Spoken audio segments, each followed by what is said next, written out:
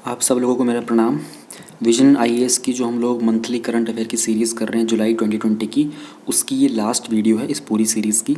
हमने सारे topics cover कर लिए, polity, governance, international relation, economy, security, environment और culture, ethics, schemes in news सब कवर कर लिए थे। आज हम दो पेंडिंग टॉपिक्स करेंगे विच आर सोशल इश्यूज़, जिसमें मेजर होगा हमारा न्यू एजुकेशन पॉलिसी, और साइंस एंड टेक के दो टॉपिक्स हैं।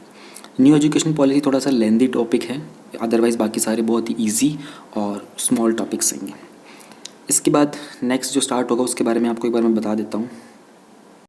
Social issues 6.1 new education policy 2020। एक बार मैं आपको ये बता देता हूँ कि इस टॉपिक में हम लोग क्या क्या पढ़ेंगे। लेंदी दिखेगा लेकिन जब पढ़ने लगेंगे तो इतना लेंदी होगा नहीं। पहले इसका बैकग्राउंड देखेंगे थोड़ा सा, इसका विजन क्या है, की प्रोविजंस क्या है। फिर हम लोग देखेंगे कि स्कूल एजुकेशन के अंदर हम लोगों ने प्रेजेंट स्टेटस क्या है हमारा, ठीक है, और प्रपोज्ड क्या किया गया है जो नई एजुकेशन पॉलिसी आई है। स्कूल एजुकेशन पूरा देखेंगे हम लोग। इसके बाद हम लोग चलेंगे हायर एजुकेशन, यानी कि जो ग्रेजुएशन होता है, पोस्ट ग्रेजुएशन, कॉलेज, यूनिवर्सिटी का, वहाँ पर क्या कुछ अपडेट्स बताए गए हैं। थर्ड में हम लोग देखेंगे बाकी के जो मेजर प्रोविजंस आए हैं, एंड इसके बाद एनालिसिस होगा पूरे का, ठीक है। और बस वही फिर लास्ट में इम्प्लीमेंटेशन और क्या कुछ चैलेंजेस हैं जो फेस करने को मिलेंगे। ये लेंथी दिख रहा है लेकिन हम इस तरीके से पढ़ेंगे कि ये लेंथी नहीं रहेगा। इसमें से नोट्स मत बनाना, ठीक है, क्योंकि ये बहुत ही लेंदी टॉपिक है। आप नॉर्मली एग्ज़ाम से पहले चले जाना गूगल के ऊपर, वहाँ पर लिख देना न्यू एजुकेशन पॉलिसी के नोट्स, बहुत सारी वेबसाइट के आपको नोट्स मिल जाएंगे। इसमें इतना लेंदी आप कंफ्यूज हो जाओगे इसमें से कि आपको क्या चीज़ याद रह रही है क्या नहीं रह रही है, ठीक है। इसलिए मैं मना कर रहा हूँ, अदरवाइज़ मैं बोल देता। बाकी टॉपिक्स में से आप बेशक नोट्स बना लेना, लेकिन न्यू एजुकेशन पॉलिसी यहाँ पे बहुत लेंदी दिया हुआ है, लाइक एकदम ही डिटेल के अंदर, तो यहाँ से नोट्स बनाने में थोड़ी परेशानी होगी, आप ज़्यादा कुछ नोट कर लोगे। तो यूनियन कैबिनेट ने अप्रूव किया है न्यू एजुकेशन पॉलिसी 2020 को। इसके साथ साथ ही जो मिनिस्ट्री ऑफ एचआरडी है हमारा, ह्यूमन रिसोर्स डिपार्टमेंट, वो रीनेम हो चुका है मिनिस्ट्री ऑफ एजुकेशन के नाम पे। प्रेसिडेंट ने अपना जो एक्सेंट है उसको दे दिया है और अब वो मिनिस्ट्री का नाम है मिनिस्ट्री ऑफ एजुकेशन। इवोल्यूशन कैसे हुआ हमारी एजुकेशन पॉलिसी का? यूईसी आया था हमारे पास, यूनिवर्सिटी एजुकेशन कमीशन 1948-49 में। फिर सेकेंडरी एजुकेशन कमीशन लेके आया 1952-53 में। फिर हम लोग एजुकेशन कमीशन लाए 64-66 में, ये था डॉक्टर DS कोठारी के अंडर। फिर एक नेशनल पॉलिसी ऑन एजुकेशन आया था 1968 में, ध्यान देना, ठीक है। फिर 42nd कॉन्स्टिट्यूशनल अमेंडमेंट हुआ था, जहां हम लोग एजुकेशन को कंकरेंट लिस्ट में डाल दिया था।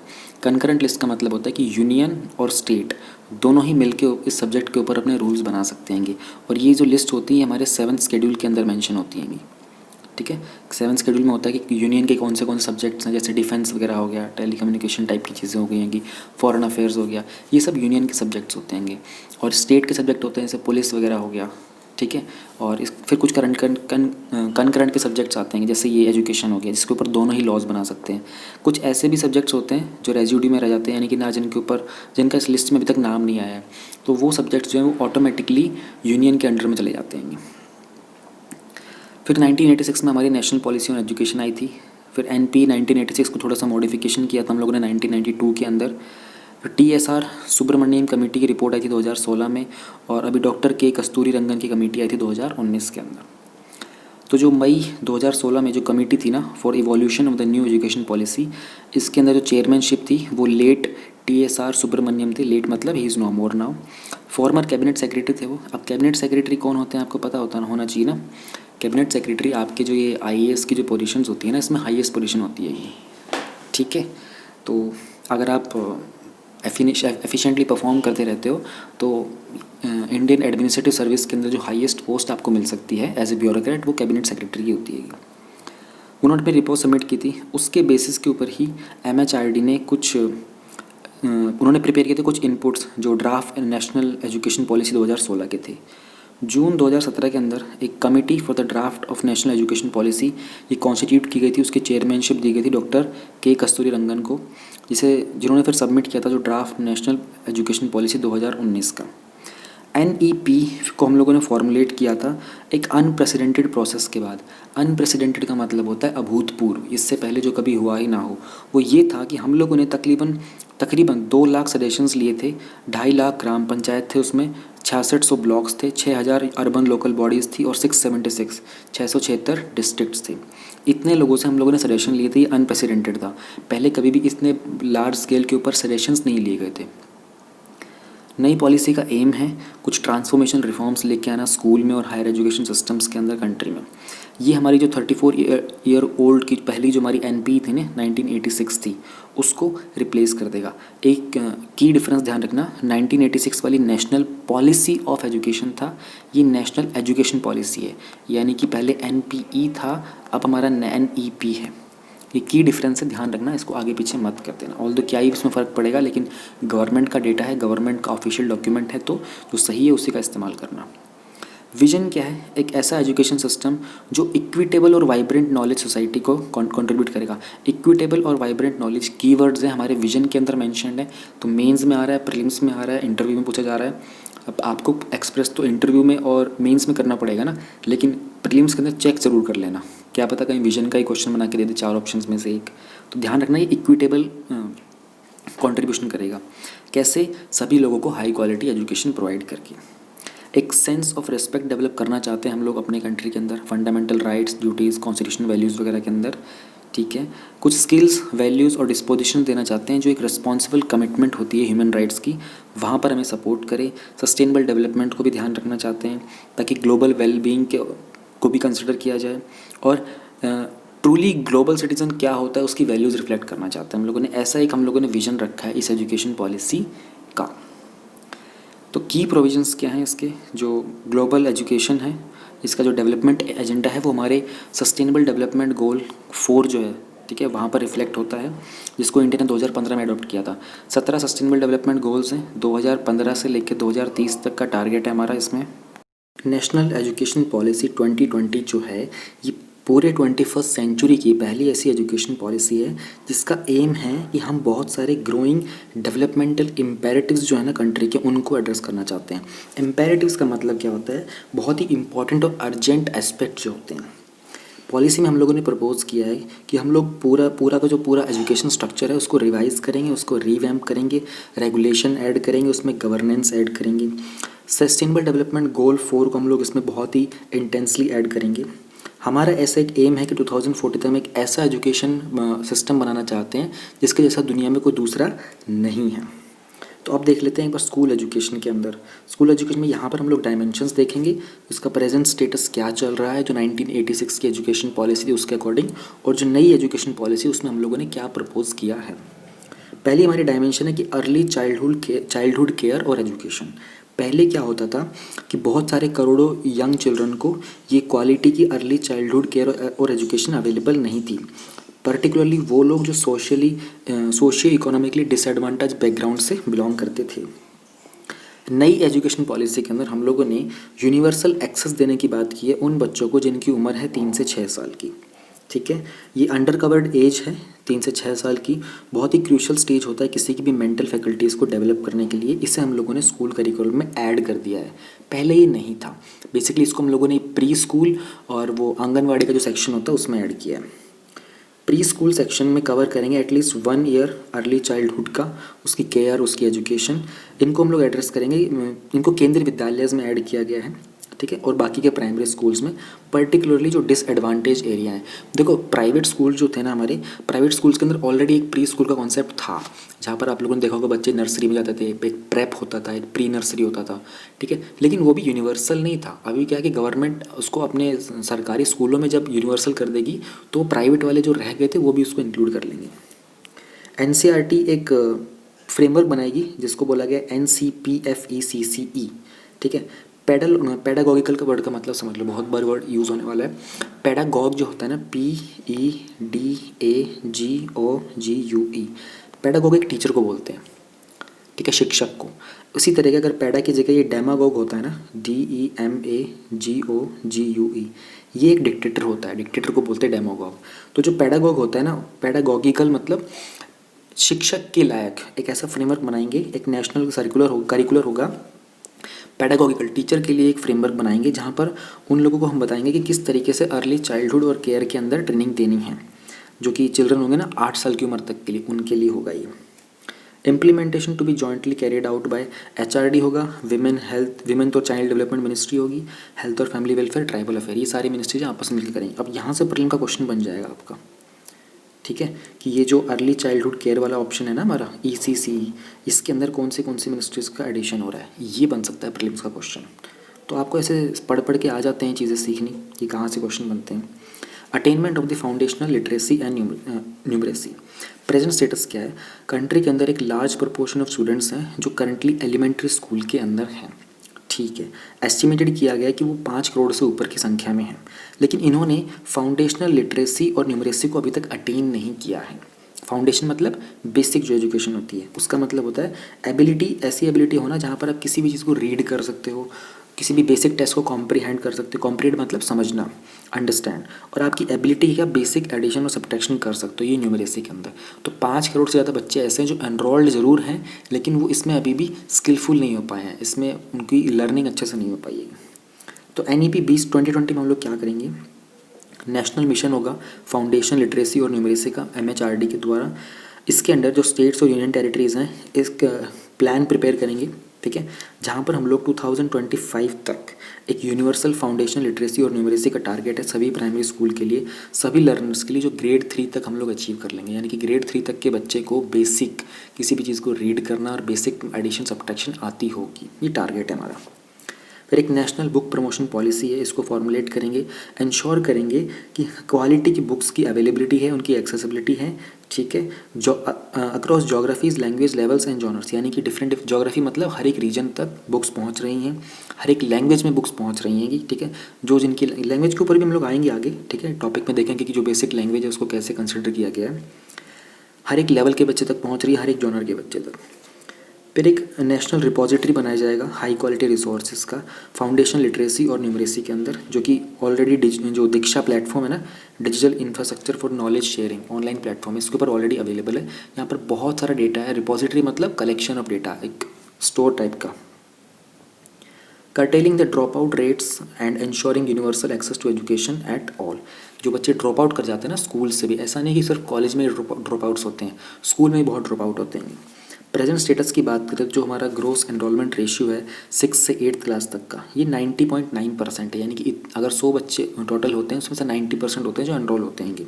उम्र देखो 6 से ग्रेड क्लास 6 to 8। जब हम बात करते हैं यही चीज़ 9 से 10th की और 11 से 12th की, तो ये जो ग्रोस एनरोलमेंट रेशियो थोड़ा सा और कम हो जाता है हायर क्लासेस के लिए। ये इंडिकेट करता है कि एक बहुत ही इंपॉर्टेंट प्रोपोर्शन है एनरोल्ड स्टूडेंट्स का जो 5th क्लास के बाद ड्रॉप आउट कर जाता है, स्पेशली क्लास 8th के बाद जो ड्रॉप आउट कर जाते हैं। जो 75th राउंड था हाउस होल्ड सर्वे का NSSO के द्वारा 2017-18 में, वहाँ जो नंबर था ना आउट ऑफ स्कूल चिल्ड्रन का, एज ग्रुप 6 से 17 साल की उम्र में जिन्होंने स्कूल से ड्रॉप आउट कर लिया था, ऑप्ट आउट कर लिया था, वो 3.22 करोड़ था। यानी कि इतने बच्चे थे जिन्होंने 2017-18 के सर्वे में पता चला था कि इन्होंने स्कूल से ड्रॉप आउट कर लिया था। ये बहुत ही बड़ा अमाउंट है। हमारी कंट्री में 1.5 करोड़ लोग जो हैं टैक्स देते हैं, इनकम टैक्स, उसके डबल से भी ज़्यादा ऐसे बच्चे जो स्कूल से ड्रॉप आउट कर जाते हैं। So look at the status of the education level in India. फिर हम लोगों ने नई पॉलिसी के अंदर क्या प्रोविजंस दिए हैं? पॉलिसी का एम है कि हम लोग 100% ग्रोस एनरोलमेंट रेशियो लेके आना चाहते हैं सेकेंडरी लेवल तक, यानी कि 12th क्लास तक, और हमारा टारगेट हमने रखा है 2030 तक का। इस इनिशिएटिव से हम लोग क्या कुछ अचीव करना चाहते हैं? इफेक्टिव और सफिशिएंट इंफ्रास्ट्रक्चर प्रोवाइड करेंगे ताकि हर बच्चे के लिए स्कूल आना सेफ हो और वो स्कूल की एजुकेशन में एंगेज हो जाए। ओपन डिस्टेंस लर्निंग के जो प्रोग्राम्स होते हैं जो कि national institute of open schooling के द्वारा प्रोवाइड किए जाते हैं और स्टेट ओपन स्कूल्स के द्वारा, इनको और ज़्यादा एक्सपेंड करेंगे, ठीक है। इसमें स्पेशल एम्फोसिस देंगे हम लोग SEDGs के ऊपर। ये वर्ड बार बार यूज़ होगा, ध्यान रखना। सोशियो इकोनॉमिकली डिसएडवांटेज ग्रुप्स को स्पेशल एक्सेस दिया जाएगा। एम्फोसिस, स्पेशल एम्फोसिस मतलब special focus. Tracking the students, ठीक है, उनके लर्निंग लेवल्स को ट्रैक किया जाएगा, उनकी काउंसलिंग करेंगे, उनको वेल ट्रेंड सोशल वर्कर्स के अंदर काउंसलिंग करवाई जाएगी। फिर बात आती है करिकुलम और पेडागॉगी की, यानी कि कैसे करिकुलम चेंज किया हम लोगों ने। अभी जो हमारा एजुकेशन सिस्टम है ना, ये जनरल एजुकेशन का अपनी नेचर के अंदर, डेवलपमेंट ऑफ टेक्निकल और वोकेशनल एजुकेशन ये अभी तक अनसेटिस्फैक्ट्री है। वोकेशनल एजुकेशन का मतलब समझो कि शॉर्ट टर्म की पीरियड पे जो ट्रेनिंग दी जाती है ना, कभी आप लोगों ने स्कूल में देखा होगा कि स्कूल में समर कैंप्स वगैरह लगा करते थे, उनको बच्चों को ना अलग अलग टाइप की वर्कशॉप्स कराई जाती थी। अभी हर स्कूल में नहीं होता था, प्राइवेट स्कूल में ज़्यादा होता था, हर स्कूल में नहीं होता था। उन लोगों को डिफरेंट वर्कशॉप करा देंगे, किसी को फॉरेन लैंग्वेज का करा देंगे, किसी को किसी आर्ट एंड क्राफ्ट के वर्क का करा देंगे, उनको बोलते हैं वोकेशनल कोर्सेज। तो इंडिया में ये अभी अनसेटिस्फैक्ट्री लेवल के ऊपर है, इसलिए हमारी एजुकेशन जो है वो बहुत ही अनप्रोडक्टिव है। ओके और ये जो नंबर ऑफ़ एजुकेटेड अनएम्प्लॉयड है ना, यानी कि पढ़ने लिखने के बाद भी जो बेरोज़गार रह जाते हैं, उनका नंबर देश में दिन प्रतिदिन बढ़ता ही जा रहा है। तो की प्रोविज़न क्या है, हम लोगों को स्कूल के करिकुलम को रीस्ट्रक्चर करना पड़ेगा। अब हम लोग नया डिज़ाइन लेके आए हैं 5+3+3+4 डिज़ाइन को। 5 साल को हम लोगों ने फाउंडेशन स्टेज का नाम दे दिया है। उम्र होगी यहाँ पर 3 से 8 साल के बच्चे। 3 साल या तो आंगनवाड़ी में बिताएंगे या फिर डिपेंडिंग अपॉन उसके एरिया में क्या अवेलेबल है, या फिर प्री स्कूल के अंदर। प्लस में 2 साल जो होगी प्राइमरी स्कूल को, यानी कि क्लास 1 और 2 को, इसको हम लोगों ने 5 दे दिया, फाउंडेशन स्टेज होगी। अगर बच्चा बोलेगा कि मैं फर्स्ट क्लास में हूँ तो मैं फाउंडेशन स्टेज में हूँ, आंगनवाड़ी में हूँ तो फाउंडेशन स्टेज बोला जाएगा। 3 साल उसको फिर प्रिपरेटरी स्टेज दे दिए, उम्र होगी 8 से 11 और क्लासेज होंगी 3rd, 4th और 5th। फिर 3 साल उसको दे दिए मिडिल स्टेज के, उम्र 11 से 14, क्लासेज होंगी 6ठी, 7वीं और 8वीं। 4 साल दे दिए हम लोगों ने अब हाई स्टेज के, यानी कि 11th 12th पहले अलग हुआ करता था, उसमें 9th और 10th दोनों को ऐड कर दिया हम लोगों ने। जो करिकुलम का कंटेंट होगा ना, उसको थोड़ा सा रिड्यूस किया है, लेकिन इसके जो कोर एसेंशियल्स हैं उनको हम लोगों ने एनहेंस कर दिया है, ताकि क्रिटिकल थिंकिंग को इम्प्रूव किया जा सके। एक्सपीरियंशियल लर्निंग को अडॉप्ट करेंगे हर एक स्टेज के ऊपर, जहाँ पर hands on learning, arts integrated और स्पोर्ट्स इंटीग्रेटेड एजुकेशन होगी। ठीक है, फ्रीडम होगी, आप अपना वैरायटी ऑफ सब्जेक्ट्स में से चूज़ कर सकते हो, कॉम्बिनेशंस आप चूज़ कर सकते होगे। कोई रिजिड सेपरेशन नहीं होगा आपके करिकुलर में, एक्स्ट्रा करिकुलर में, को करिकुलर के अंदर, आर्ट्स, ह्यूमैनिटीज़ और साइंस के अंदर, या फिर वोकेशनल और एकेडमिक्स के अंदर। बच्चों को चॉइस दी जाएगी कि आप चूज़ कर सकते हो अपने सब्जेक्ट्स। कंटेम्प्रेरी सब्जेक्ट्स को इंट्रोड्यूस करने की बात की गई, जैसे कि आर्टिफिशियल इंटेलिजेंस हो गया, design thinking, holistic health, organic living, environmental education, global citizenship education etcetera. Vocational education है, इसमें 10 डे के पीरियड में कुछ समटाइम कभी कभी 6th और 8th क्लास के लिए, यहाँ पर स्टूडेंट्स को इन्वॉल्व करेंगे, वो इंटर्नशिप करेंगे लोकल वोकेशनल एक्सपर्ट्स के साथ। ठीक है, जैसे कारपेंटर्स हो गए, गार्डनर्स, पोर्टर्स, आर्टिस्ट, इन सब के साथ उनकी बेसिक वर्कशॉप्स कराई जाएंगी, ताकि उनको वोकेशनल वर्क्स के बारे में भी पता चले। एक national curricular framework school education के लिए इसको एनसीईआरटी डेवलप करेगा। स्टूडेंट का असेसमेंट कैसे करना है, यानी कि उसकी रिपोर्टिंग वगैरह कैसे करनी होगी, एनालिसिस कैसे करना होगा। प्रेजेंट स्टेटस में क्या होता है कि जो करंट नेचर है सेकेंडरी स्कूल के एग्ज़ाम्स का, उसमें बोर्ड एग्ज़ाम्स होते हैं और एंट्रेंस एग्ज़ाम होते हैं। ठीक है, इसके कारण जो कोचिंग कल्चर है ना, ये बढ़ता जा रहा है और ये बहुत ज़्यादा हार्म कर रहा है। अच्छा, एक बात मुझे सुनने को मिली थी, आई एम नॉट श्योर ये बात सही है या नहीं है, मैं आपको भी बता देता हूँ वीडियो के बीच में। मुझे कुछ सुनने में मिला था, जब भी एजुकेशन पॉलिसी आती है तो बहुत लोगों से डिस्कशन चल रहा होता है ना, जब कोई नई चीज़ आती है, तो कुछ लोगों ने बताया था कि जो कोचिंग इंस्टीट्यूट्स होते हैं ना, स्पेशली जो स्कूल वाले होते हैं, ये ग्रेजुएशन वगैरह के तो नहीं, स्कूल वाले जो कोचिंग इंस्टीट्यूट्स होते हैं ना, इनकी अप्रोच इतनी हाई होती है कि इन्होंने एजुकेशन पॉलिसी को इम्प्लीमेंट होने ही नहीं दिया था, जो पिछला जो प्रीवियस गवर्नमेंट थी ना, उस स्ट्रक्चर के अंदर। अभी एचआरडी के मिनिस्टर ही आप देख लो कितने चेंज हुए हैं, है ना। तो अब आई एम नॉट श्योर, लेकिन उन्होंने कहा था कि इंटरनल कुछ मतलब बातचीत हो रखी थी कि एजुकेशन पॉलिसी ना लाई जाए, क्योंकि नई एजुकेशन पॉलिसी के अंदर बहुत हद तक ये जो कोचिंग सेंटर्स थे ना स्कूल के बाद वाले, जैसे ये अपने आईआईटी के होते हैं, जेई वगैरह के होते हैं, इनका बिज़नेस एकदम ठप होने वाला है। इसलिए बहुत टाइम से चीज़ रुका हुआ था।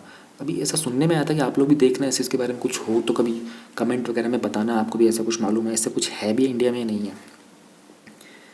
तो ये जो एग्ज़ाम है बच्चों को फोर्स करते हैं कि बहुत ही नैरो बैंड ऑफ मटेरियल को एक सिंगल स्ट्रीम में वो पढ़ाई करें, रादर देन उनके पास कोई फ्लेक्सिबिलिटी और चॉइस हो। इसलिए इन लोगों को थोड़ा सा जो स्टेटस है इसको चेंज करना है। अब जो स्कूल के एग्जामिनेशन है ग्रेड 3, 5 और 8 के, इनको अलग से एक अथॉरिटी होगी जो कंडक्ट करेगी। जो बोर्ड के एग्ज़ाम्स होंगे 10th और 12th के, वो बोर्ड तो रहेगा, कंटिन्यू रहेगा, लेकिन बोर्ड के जो स्ट्रक्चर है उसको थोड़ा सा रीडिज़ाइन किया जाएगा। नेशनल असेसमेंट सेंटर है हमारे पास, परख, इसका फुल फॉर्म है परफॉर्मेंस असेसमेंट रिव्यू और analysis of the knowledge for holistic development. ये एक स्टैंडर्ड सेटअप करेगा एमएचआरडी के अंदर ही।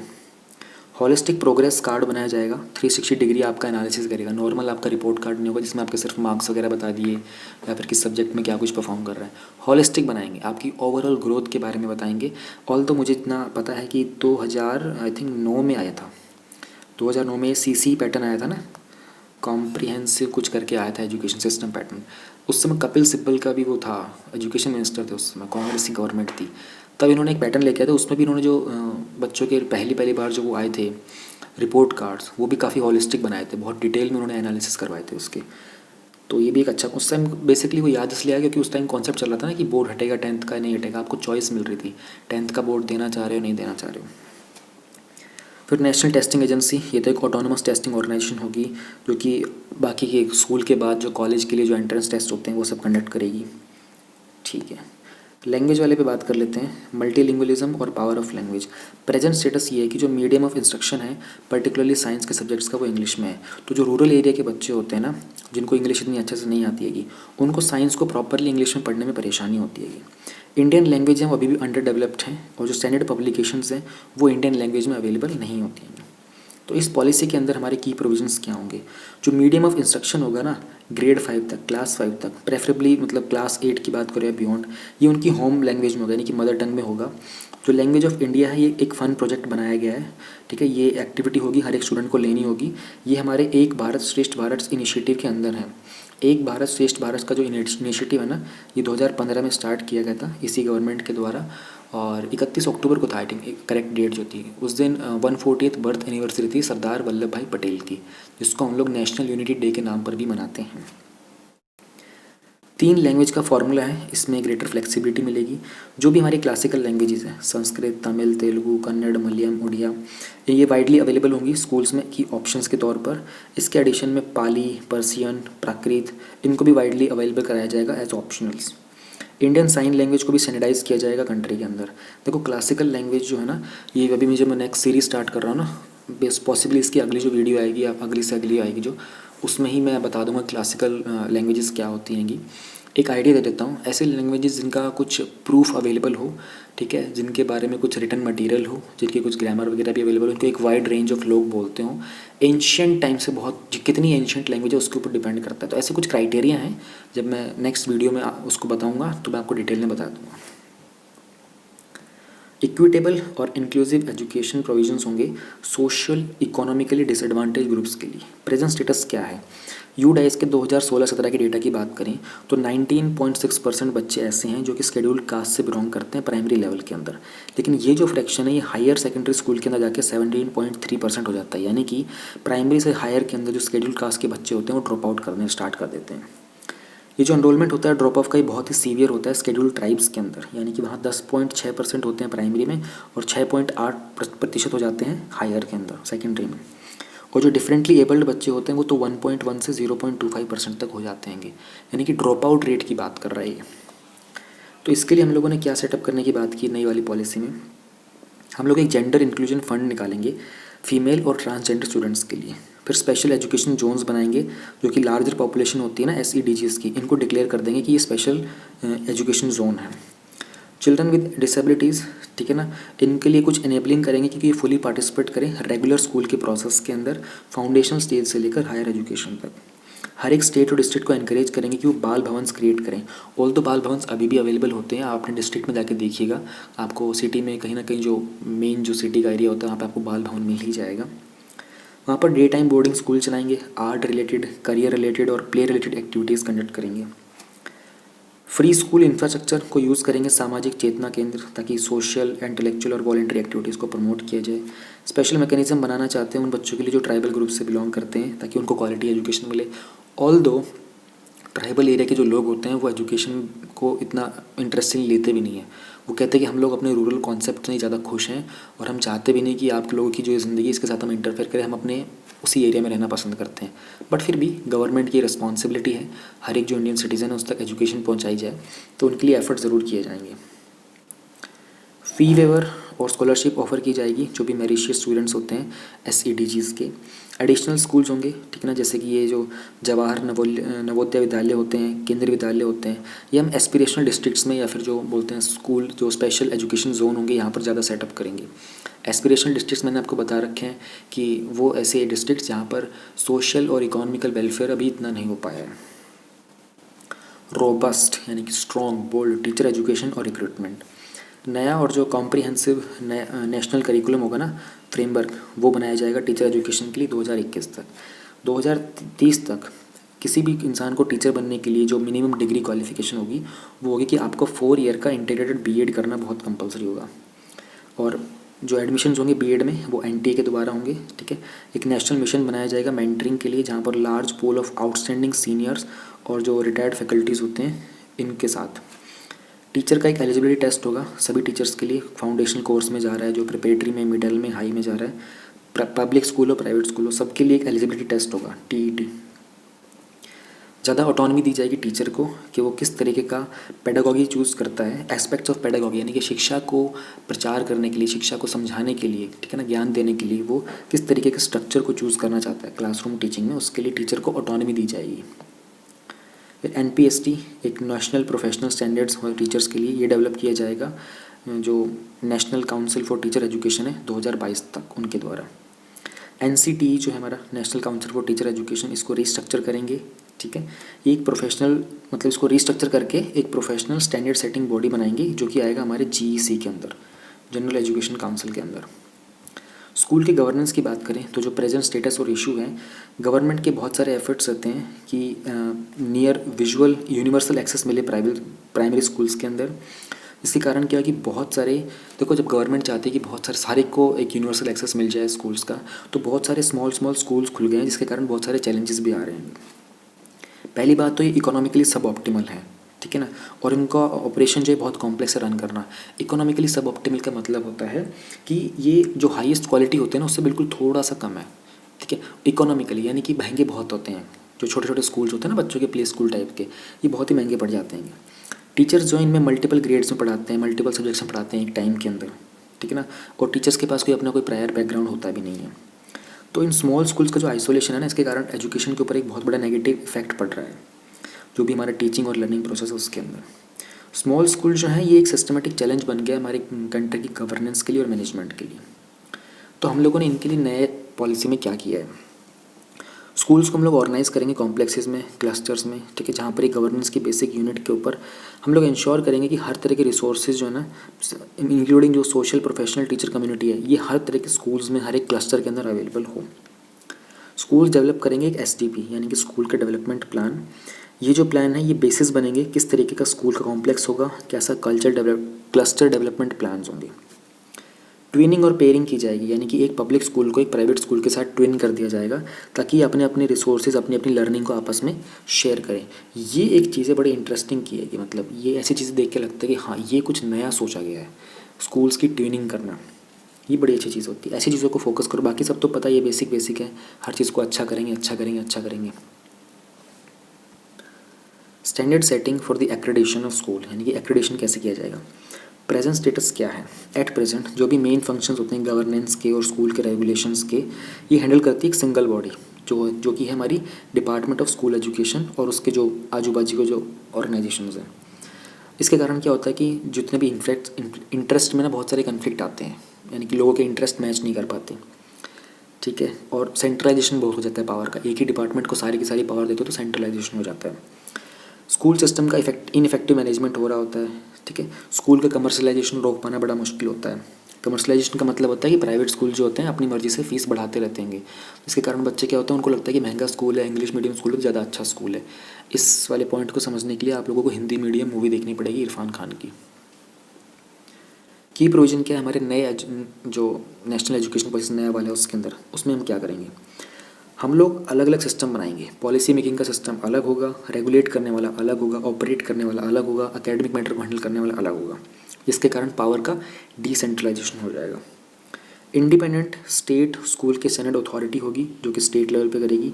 स्कूल क्वालिटी असेसमेंट और एक्रेडिटेशन फ्रेमवर्क होगा, ये SCERT के अंदर आएगा।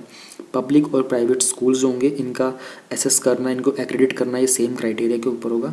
कुछ स्कूल्स होंगे जिनको सेंट्रल गवर्नमेंट मैनेज करती है, उनके अलावा बाकी सबका एक साथ होगा। पीरियोडिक हेल्थ चेकअप होगा पूरे सिस्टम का, बच्चों का नहीं, सिस्टम का हेल्थ कैसा है, सिस्टम हेल्दी काम कर रहा है नहीं कर रहा है, ठीक है। तो स्कूल वाला काफ़ी पढ़ लिया हम लोगों ने और काफ़ी कुछ नया आपको पता भी चला होगा। कुछ चीज़ें आप लोगों को ऐसी होंगी कि देख के आपने शायद नोट कर ली होंगी, तो आपको जो लगे सही कि आप करना चाहो बेशक कर भी सकते हो, ठीक है। अब हम लोग बात कर लेते हैं हायर एजुकेशन के बारे में। कुछ मेजर प्रॉब्लम्स जो करंटली हमारा हायर एजुकेशन सिस्टम इंडिया में फेस कर रहा है वो है हमारे पास एक फ्रेगमेंटेड हायर एजुकेशन सिस्टम है। फ्रेगमेंटेड वर्ड का मतलब होता है ब्रोकन। अभी हायर के मतलब आप ग्रेजुएशन की बात कर लो, पोस्ट ग्रेजुएशन, PhD वगैरह, इस सब की बात की जा रही है, तो वो बहुत ही अपने आप में एक ब्रोकन सिस्टम है। हम लोगों ने कॉग्निटिव स्किल्स के ऊपर बहुत ही कम फोकस किया हुआ है। कॉग्निटिव स्किल्स का मतलब होता है परसेप्शनल स्किल्स, ठीक है, परसेप्शनल बोल सकते हो आप, रीजनिंग बोल सकते हो, जजमेंटल स्किल्स बोल सकते हो, उनके ऊपर हमारा फोकस ही बहुत कम है। एम्फेसिस मतलब focus. Rigid separation of disciplines, ठीक है ना, with early specialisation and streaming of students into narrow areas of study. Disciplines का सेपरेशन जो है ना वो बहुत अर्ली स्टेज पे कर दिया जाता है। लिमिटेड एक्सेस है, जो सोशियो इकोनॉमिक डिसएडवांटेज्ड एरियाज़ हैं, ठीक है ना, with very few high educational institutions that teach in local languages. Language का बैरियर हम लोगों ने ऊपर भी देखा था, यहाँ पर भी हायर एजुकेशन में भी लैंग्वेज का बैरियर होता है। टीचर्स की और इंस्टीट्यूशंस की ऑटोनॉमी बहुत ही लिमिटेड है। हर एक इंस्टीट्यूशन जो है वो अपने आप में ऑटोनमस नहीं है। ऑटोनमस में क्या होता है कि इंस्टीट्यूशन के पास खुद के पास पावर आ जाती है एकेडमिक करिकुलम को लेकर, फीस वगैरह को लेकर, और डिग्रीज़ वगैरह देने का जो प्रोविज़न होता है उन सबको लेकर। तो बहुत ही लिमिटेड टीचर्स और लिमिटेड इंस्टीट्यूशंस ऐसे हैं जिनके पास ऑटोनॉमी होती है। inadequate mechanisms for the merit-based career management and progression of faculty and institutional leaders, यानी कि जो करियर का फर्दर मैनेजमेंट का, करियर मैनेजमेंट का मतलब आप क्या समझ सकते हो यहाँ पर। देखो, किसी भी तरीके की जब हम बात करते हैं करियर के अंदर तो हम डिग्री की लेने की बात करते हैं, उसके बाद हम लोग प्लेसमेंट के बारे में बात करते हैं, रिसर्च के बारे में हम लोग बात करते हैं, एंड इंटर्नशिप्स वगैरह होती हैं, फेलोशिप्स वगैरह होती हैंगी। इन सब के लिए जो मैकेनिज़म्स बनाए हुए हैं, ठीक है, एक्रेडिशन के जो मैकेनिज़म्स होते हैं, किसी भी इंस्टीट्यूशन के एक्रेडिशन के जो मैकेनिज़म्स होते हैं उनको लेकर के जो हमारे मैकेनिज़म्स बने हुए हैं ना, ये सब बहुत ही इनएडिक्वेट है अपने आप के अंदर। Lesser emphasis on research at most universities and colleges. India में कितने ऐसे इंस्टीट्यूशंस के नाम आपने सुने होंगे जो पर्टिकुलरली डेडिकेटेड हैं सिर्फ और सिर्फ रिसर्च को लेकर? बहुत ही कम होंगे। सब optimal governance and ineffective regulatory system. Regulatory system तो इनइफेक्टिव है ही, क्योंकि यूजीसी, कभी यूजीसी आएगा, कभी नैक आएगा, कभी कोई और इंस्टीट्यूशन आ जाएगा। रैंकिंग से अगर हम बात करते हैं एनआईआरएफ की रैंकिंग की, तो रैंकिंग के बाद ये पता चलता है कि इतनी कमियां थी। अब उन कमियों को भरपूर करने के लिए रेगुलेटरी सिस्टम होना चाहिए ना, वो नहीं है इतना स्ट्रॉन्ग हमारा। Large affiliating universities resulting in the low standards of under graduate education. ठीक है, तो अब इसमें देख लेते हैं कि जो हमारी नई पॉलिसी है इसका क्या विजन रहेगा इन सब चीज़ों को लेकर। इंस्टीट्यूशन की रीस्ट्रक्चरिंग करना और उसके कंसोलिडेशन में जो भी हायर एजुकेशन इंस्टीट्यूशंस हैं इनको कंसोलिडेट करेंगे हम लोग 3 टाइप के इंस्टीट्यूशंस के अंदर। ओके, एक हम बनाएंगे रिसर्च की यूनिवर्सिटी जिनका इक्वल फोकस होगा सिर्फ रिसर्च के ऊपर और टीचिंग होगा उसमें कुछ हद तक। फिर कुछ होंगी हमारी टीचिंग यूनिवर्सिटीज़, यहाँ पर मेजर फोकस जो रहेगा हमारा प्राइमरी फोकस वो टीचिंग के ऊपर ज़्यादा रहेगा, कुछ पार्ट उसका होगा वो रिसर्च के ऊपर भी जाएगा। और होंगे ऑटोनमस डिग्री ग्रांटिंग कॉलेजेस, ठीक है, इनका ऑलमोस्ट जो एक्सक्लूसिव फोकस रहेगा वो सिर्फ टीचिंग के ऊपर ही रहेगा। Affiliation of colleges to be phased out in 15 years, यानी कि कॉलेज को एफिलिएट होना है किसी से, नैक एफिलिएटेड है या नहीं है यूजीसी वगैरह का, इस सारे प्रोसेस को 15 साल में ख़त्म कर दिया जाएगा। और स्टेट वाइज मैकेनिज़्म आएगा, इस्टेब्लिश किया जाएगा, जो भी कॉलेज को ग्रेडेड ऑटोनॉमी दी जाएगी। Over a period of time it is envisaged. Envisaged का मतलब होता है परिकल्पना कि हर एक कॉलेज जो है ये एक ऑटोनमस डिग्री ग्रांटिंग कॉलेज बनेगा या फिर एक कॉन्स्टिट्यूएंट कॉलेज होगा एक यूनिवर्सिटी के अंडर। 2040 तक जितने भी हायर एजुकेशन इंस्टीट्यूशंस हैं इनका एम है कि ये मल्टी डिसिप्लिनरी इंस्टीट्यूशंस बन जाएंगे, यानी कि सिर्फ ऐसा नहीं कि एक इंस्टीट्यूशन है तो वो सिर्फ और सिर्फ इंजीनियरिंग ही पढ़ा रहा है, वहाँ आर्ट्स के सब्जेक्ट्स भी पढ़ाए जाएंगे, वहाँ मेडिकल के सब्जेक्ट्स, वहाँ आर्किटेक्चर के, वहाँ लॉ के, हर टाइप के सब्जेक्ट्स में पढ़ाए जाएंगे। बाय 2030 एटलीस्ट एक large multidisciplinary higher education institute हर एक डिस्ट्रिक्ट में होगा या फिर डिस्ट्रिक्ट के आसपास के एरिया में होगा। ये टारगेट्स हैं हमारे। हमारा एम है कि जो हमारा ग्रोस एनरोलमेंट रेशियो है वोकेशनल एजुकेशन के को मिला करके जो 2018 के अकॉर्डिंग 26.3% है उसको हम 2035 तक 50% इंक्रीज़ करना चाहते हैं। जब हम बात करते हैं होलिस्टिक मल्टी डिसिप्लिनरी एजुकेशन की, तो पॉलिसी की जो टारगेट रखा है हम लोगों ने, हम लोग जो एम किया है, हम लोग चाहते हैं कि जो अंडर ग्रेजुएट एजुकेशन है वो बहुत ही फ्लेक्सिबल करिकुलम के साथ चले। ठीक है, हमारे पास जो कॉम्बिनेशन होंगे सब्जेक्ट्स के उनमें क्रिएटिविटी लानी पड़ेगी। वोकेशनल एजुकेशन को इसी में इंटीग्रेट करेंगे, यानी कि कॉलेज के अंदर ही अंडर ग्रेजुएशन में भी, पोस्ट ग्रेजुएशन में भी, और इवन पीएचडी में अगर रिक्वायर होगा तो, ऑल दो पीएचडी में इतना रिक्वायरमेंट होगी नहीं। फिर मल्टीपल एंट्री और एग्जिट पॉइंट्स हम लोगों ने रख दिए हैं, फर्स्ट ईयर के बाद, सेकेंड ईयर के बाद, थर्ड ईयर के बाद, फोर्थ ईयर के बाद। ठीक है, अगर आप फर्स्ट ईयर के बाद निकलते हैं तो आप लोगों को एक सर्टिफिकेट मिलता है, मतलब मुझे एक्जैक्टली वो कंफ्यूज हो रहा है थोड़ा। सेकेंड ईयर के बाद डिप्लोमा है, फिर थर्ड के बाद आपको डिग्री है, एंड फोर्थ के बाद आपको वो रिसर्च वाली डिग्री मिल जाती है। इस तरीके से आपके पास मल्टीपल एंट्री एग्जिट, यानी कि अगर आप फर्स्ट ईयर छोड़ करके दोबारा से अगर एडमिशन लेना चाहते हो तो वो भी एक पॉसिबिलिटी है। उसके लिए आपका एक बैंक ऑफ क्रेडिट एस्टेब्लिश कर दिया जाएगा, जहाँ पर आपके जो 1 ईयर के जो या फिर 2 ईयर की जब भी आपने छोड़ा था तब तक के जो आपके क्रेडिट पॉइंट्स थे। अच्छा, जो लोग मे भी कुछ लोग ऐसे होंगे जो अभी तक स्कूल में होंगे और वो इस वीडियो को अगर देख रहे हैं, तो कुछ लोग होते हैं ना ओवर एम्बिशियस होते हैं, स्कूल टाइम से ही प्रिपरेशन करना स्टार्ट कर देते हैं, तो उनको नहीं पता होगा। कॉलेज में जब आप चले जाते हो तो आपको पता चलता है कि आपका एक क्रेडिट सिस्टम होता है। तो हर बार जो एग्ज़ाम्स वगैरह आप देते हो, अटेंडेंस वगैरह के हर एक चीज़ के आपके क्रेडिट्स मिलते हैं आपको, ठीक है। वो होते हैं, उनका एक बैंक क्रिएट कर दिया जाएगा जहाँ पर आपके क्रेडिट्स होंगे स्टोर हो जाएंगे। ये नहीं कि अगर आपने कॉलेज छोड़ दिया तो आपके क्रेडिट्स जो थे वो डिसॉल्व हो गएंगे, वही क्रेडिट्स आपके आगे कंटिन्यू हो जाएंगे। तो ये एक बेनिफिशियल चीज़ दी है बच्चों के लिए। मल्टी डिसिप्लिनरी एजुकेशन और रिसर्च यूनिवर्सिटीज़ होंगी जो कि IITs, IIMs, ठीक है, इनके अकॉर्डिंग होंगी, इनके लेवल से ऊपर होंगी और कुछ इनकी इक्विवेलेंट भी रखी जाएंगी। Best multi disciplinary education global standard की, यानी कि इंटरनेशनल लेवल की हम लोग प्रोवाइड करेंगे। एक एपेक्स बॉडी बनाएंगे, हाईएस्ट बॉडी होगी नेशनल रिसर्च फाउंडेशन, ताकि इंडिया के अंदर जो रिसर्च कल्चर है उसकी कैपेसिटी को बिल्डअप किया जाए। रेगुलेशन के लिए हमारे पास higher education commission of India set up करेंगे। एक सिंगल ओवरआर्चिंग अम्ब्रेला बॉडी होगी पूरे हायर एजुकेशन के लिए। इसमें मेडिकल और लीगल एजुकेशन जो होती है, लॉ वगैरह की जो पढ़ाई होती है, उनको एक्सक्लूड कर देंगे। अब HECI के हम लोग 4 इंडिपेंडेंट वर्टिकल्स बनाएंगे। पहला होगा हमारा NHERC, ये रेगुलेशन का काम करेगा। फिर GEC होगा, ये स्टैंडर्ड्स बताएगा क्या क्या स्टैंडर्ड्स होने चाहिए। फंडिंग के लिए हमारे पास HEGC होगा और एक्रेडिटेशन के लिए हमारे पास NAC होगा। पहले ये NAAC, अभी करंटली NAAC है, इसको फिर सिंगल AC कर देंगे। पब्लिक और प्राइवेट हायर एजुकेशन जो होते हैं इनको गवर्न करने के लिए सेम रूल्स होंगे। गवर्नर इसको कैसे गवर्न करना है, एक्रेडिट कैसे करना है, स्टैंडर्ड कैसे सेट करने हैं। जो हमारी QS वर्ल्ड रैंकिंग्स आती हैं उसमें इंडिया की जो यूनिवर्सिटीज़ थी और जो इंस्टीट्यूशंस थे उनकी रैंकिंग जो लो आती हैगी, उसका एक मेजर रीज़न दिया गया था कि हमारे पास इंटरनेशनल स्टूडेंट्स के साथ एक्सचेंज जो है बहुत ही कम होता है। तो इसलिए इंटरनेशनलाइजेशन किया जाएगा इन हायर एजुकेशन इंस्टीट्यूशंस का। उन्हीं के इंटरनेशनल लेवल के अकॉर्डिंग जो हमारा करिकुलम होगा उसको मैनेज करेंगे, ऑन कैंपस सपोर्ट प्रोवाइड करेंगे और इंटरनेशनल स्टूडेंट्स के लिए ऑफिस क्रिएट किया जाएगा, ठीक है, जहाँ पर फॉरेन स्टूडेंट्स को होस्ट करेंगे। उनके लिए कोऑर्डिनेटर सेटअप किए जाएंगे, कोई भी उनको मैटर रिजॉल्व करना होगा उन सब के लिए अलग से प्रोविजंस होंगे। हाई परफॉर्मिंग इंडियन यूनिवर्सिटीज़ को एनकरेज करेंगे कि वो दूसरे कंट्रीज़ के अंदर अपने कैंपस सेटअप करें, ओके। और एक लेजिस्लेटिव फ्रेमवर्क फैसिलिटेटिंग सच एंट्री, ऐसा कुछ एक फ्रेमवर्क बनाए जाएंगे जहाँ पर बाकी यूनिवर्सिटीज़ के साथ किस तरीके से आप लोगों को रेगुलेशन करना है, गवर्नेंस प्रोवाइड करनी है, नॉर्म्स कैसे सेटअप करने हैं, बाकी ऑटोनोमस इंस्टीट्यूशन हैं उन सब के अकॉर्डिंगली। रिसर्च कोलैबोरेशन करेंगे, स्टूडेंट्स एक्सचेंज प्रोग्राम करेंगे, यहाँ के बच्चे दूसरी यूनिवर्सिटीज़ में जाएंगे, दूसरे देशों की, वहाँ के बच्चे हमारी कंट्रीज़ के अंदर आएंगे। जो भी आपके क्रेडिट एक्वायर होंगे फॉरेन यूनिवर्सिटीज़ के अंदर, उनको परमिट करेंगे कि जहाँ पर भी वो रिक्वायरमेंट होगी हायर एजुकेशन इंस्टीट्यूशंस के अंदर, इनको ऐड कर दिया जाएगा। इक्विटी एंड इंक्लूजन्स, गवर्नमेंट के द्वारा कुछ स्टेप्स लिए जाएंगे।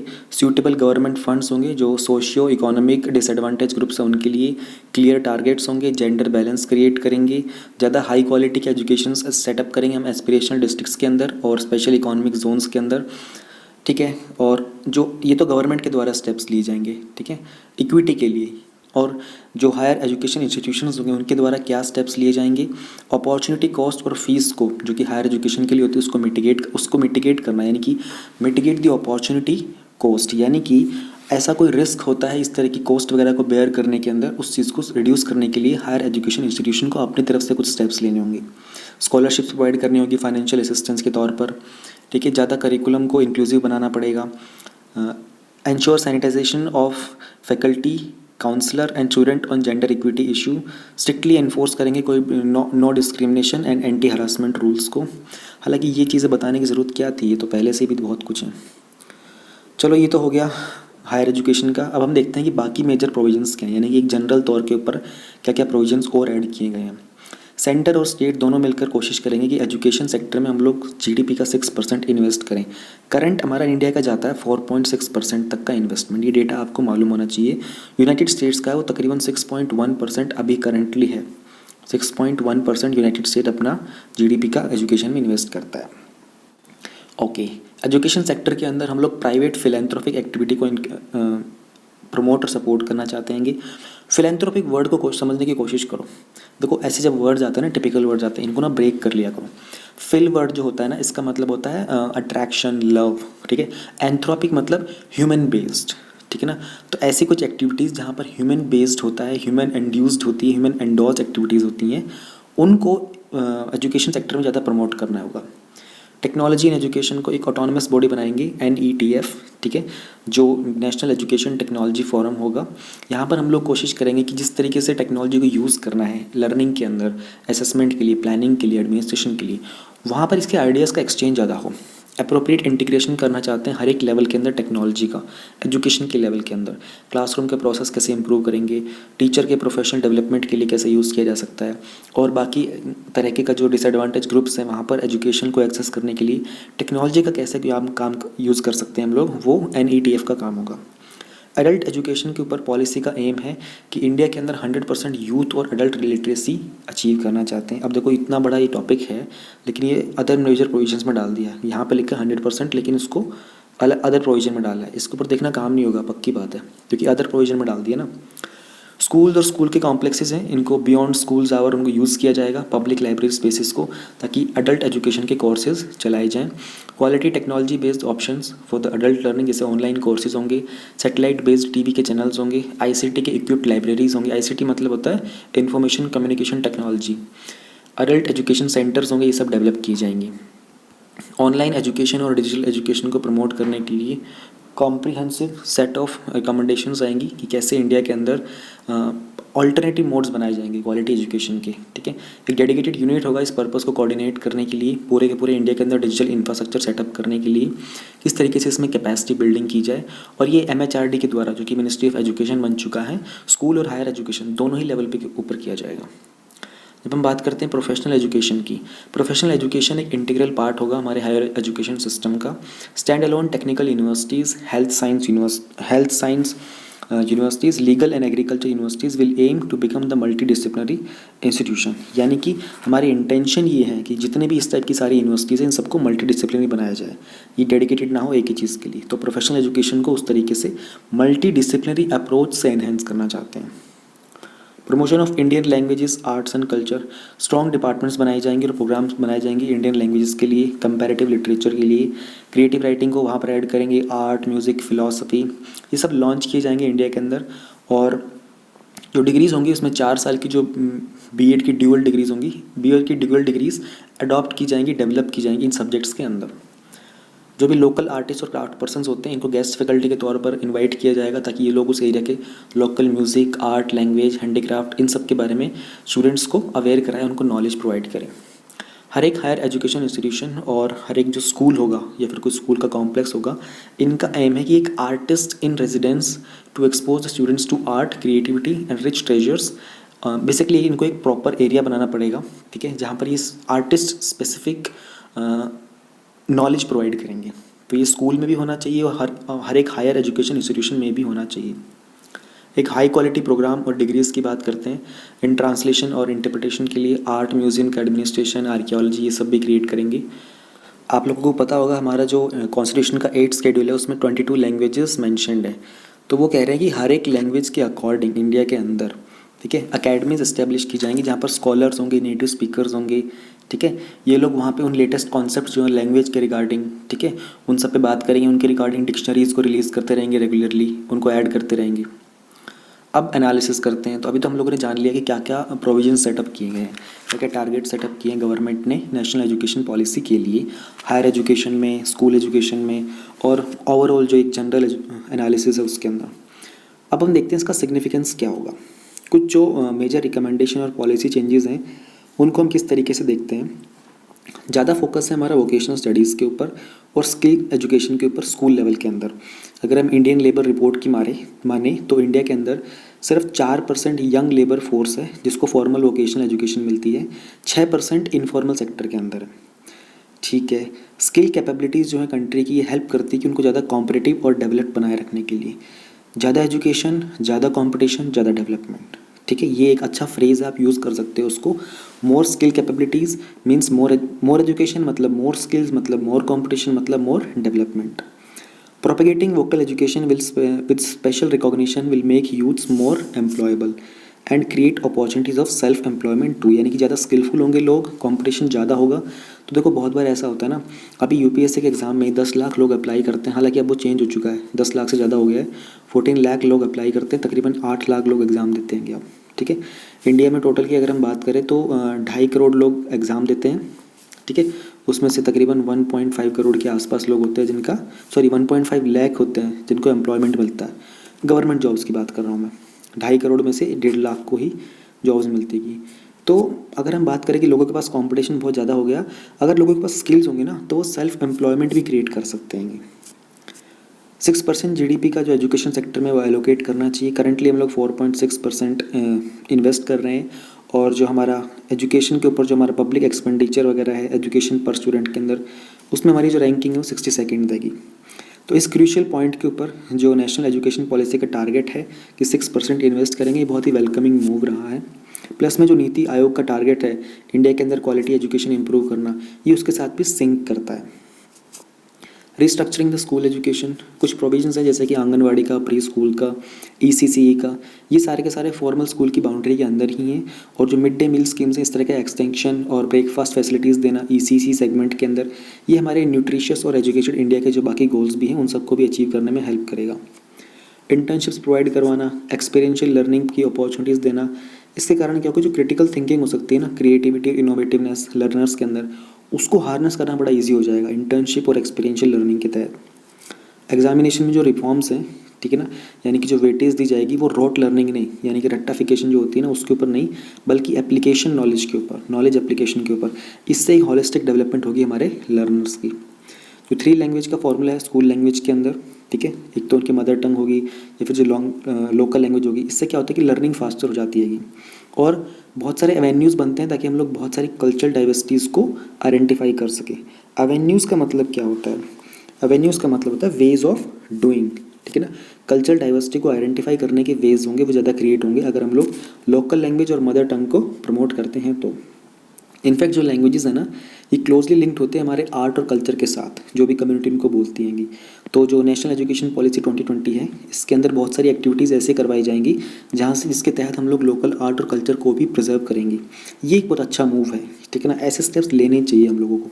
एजुकेशन में हम लोग जो पढ़ रहे हैं, it is more about creating a job, ठीक है ना, not more about creating as a good human being.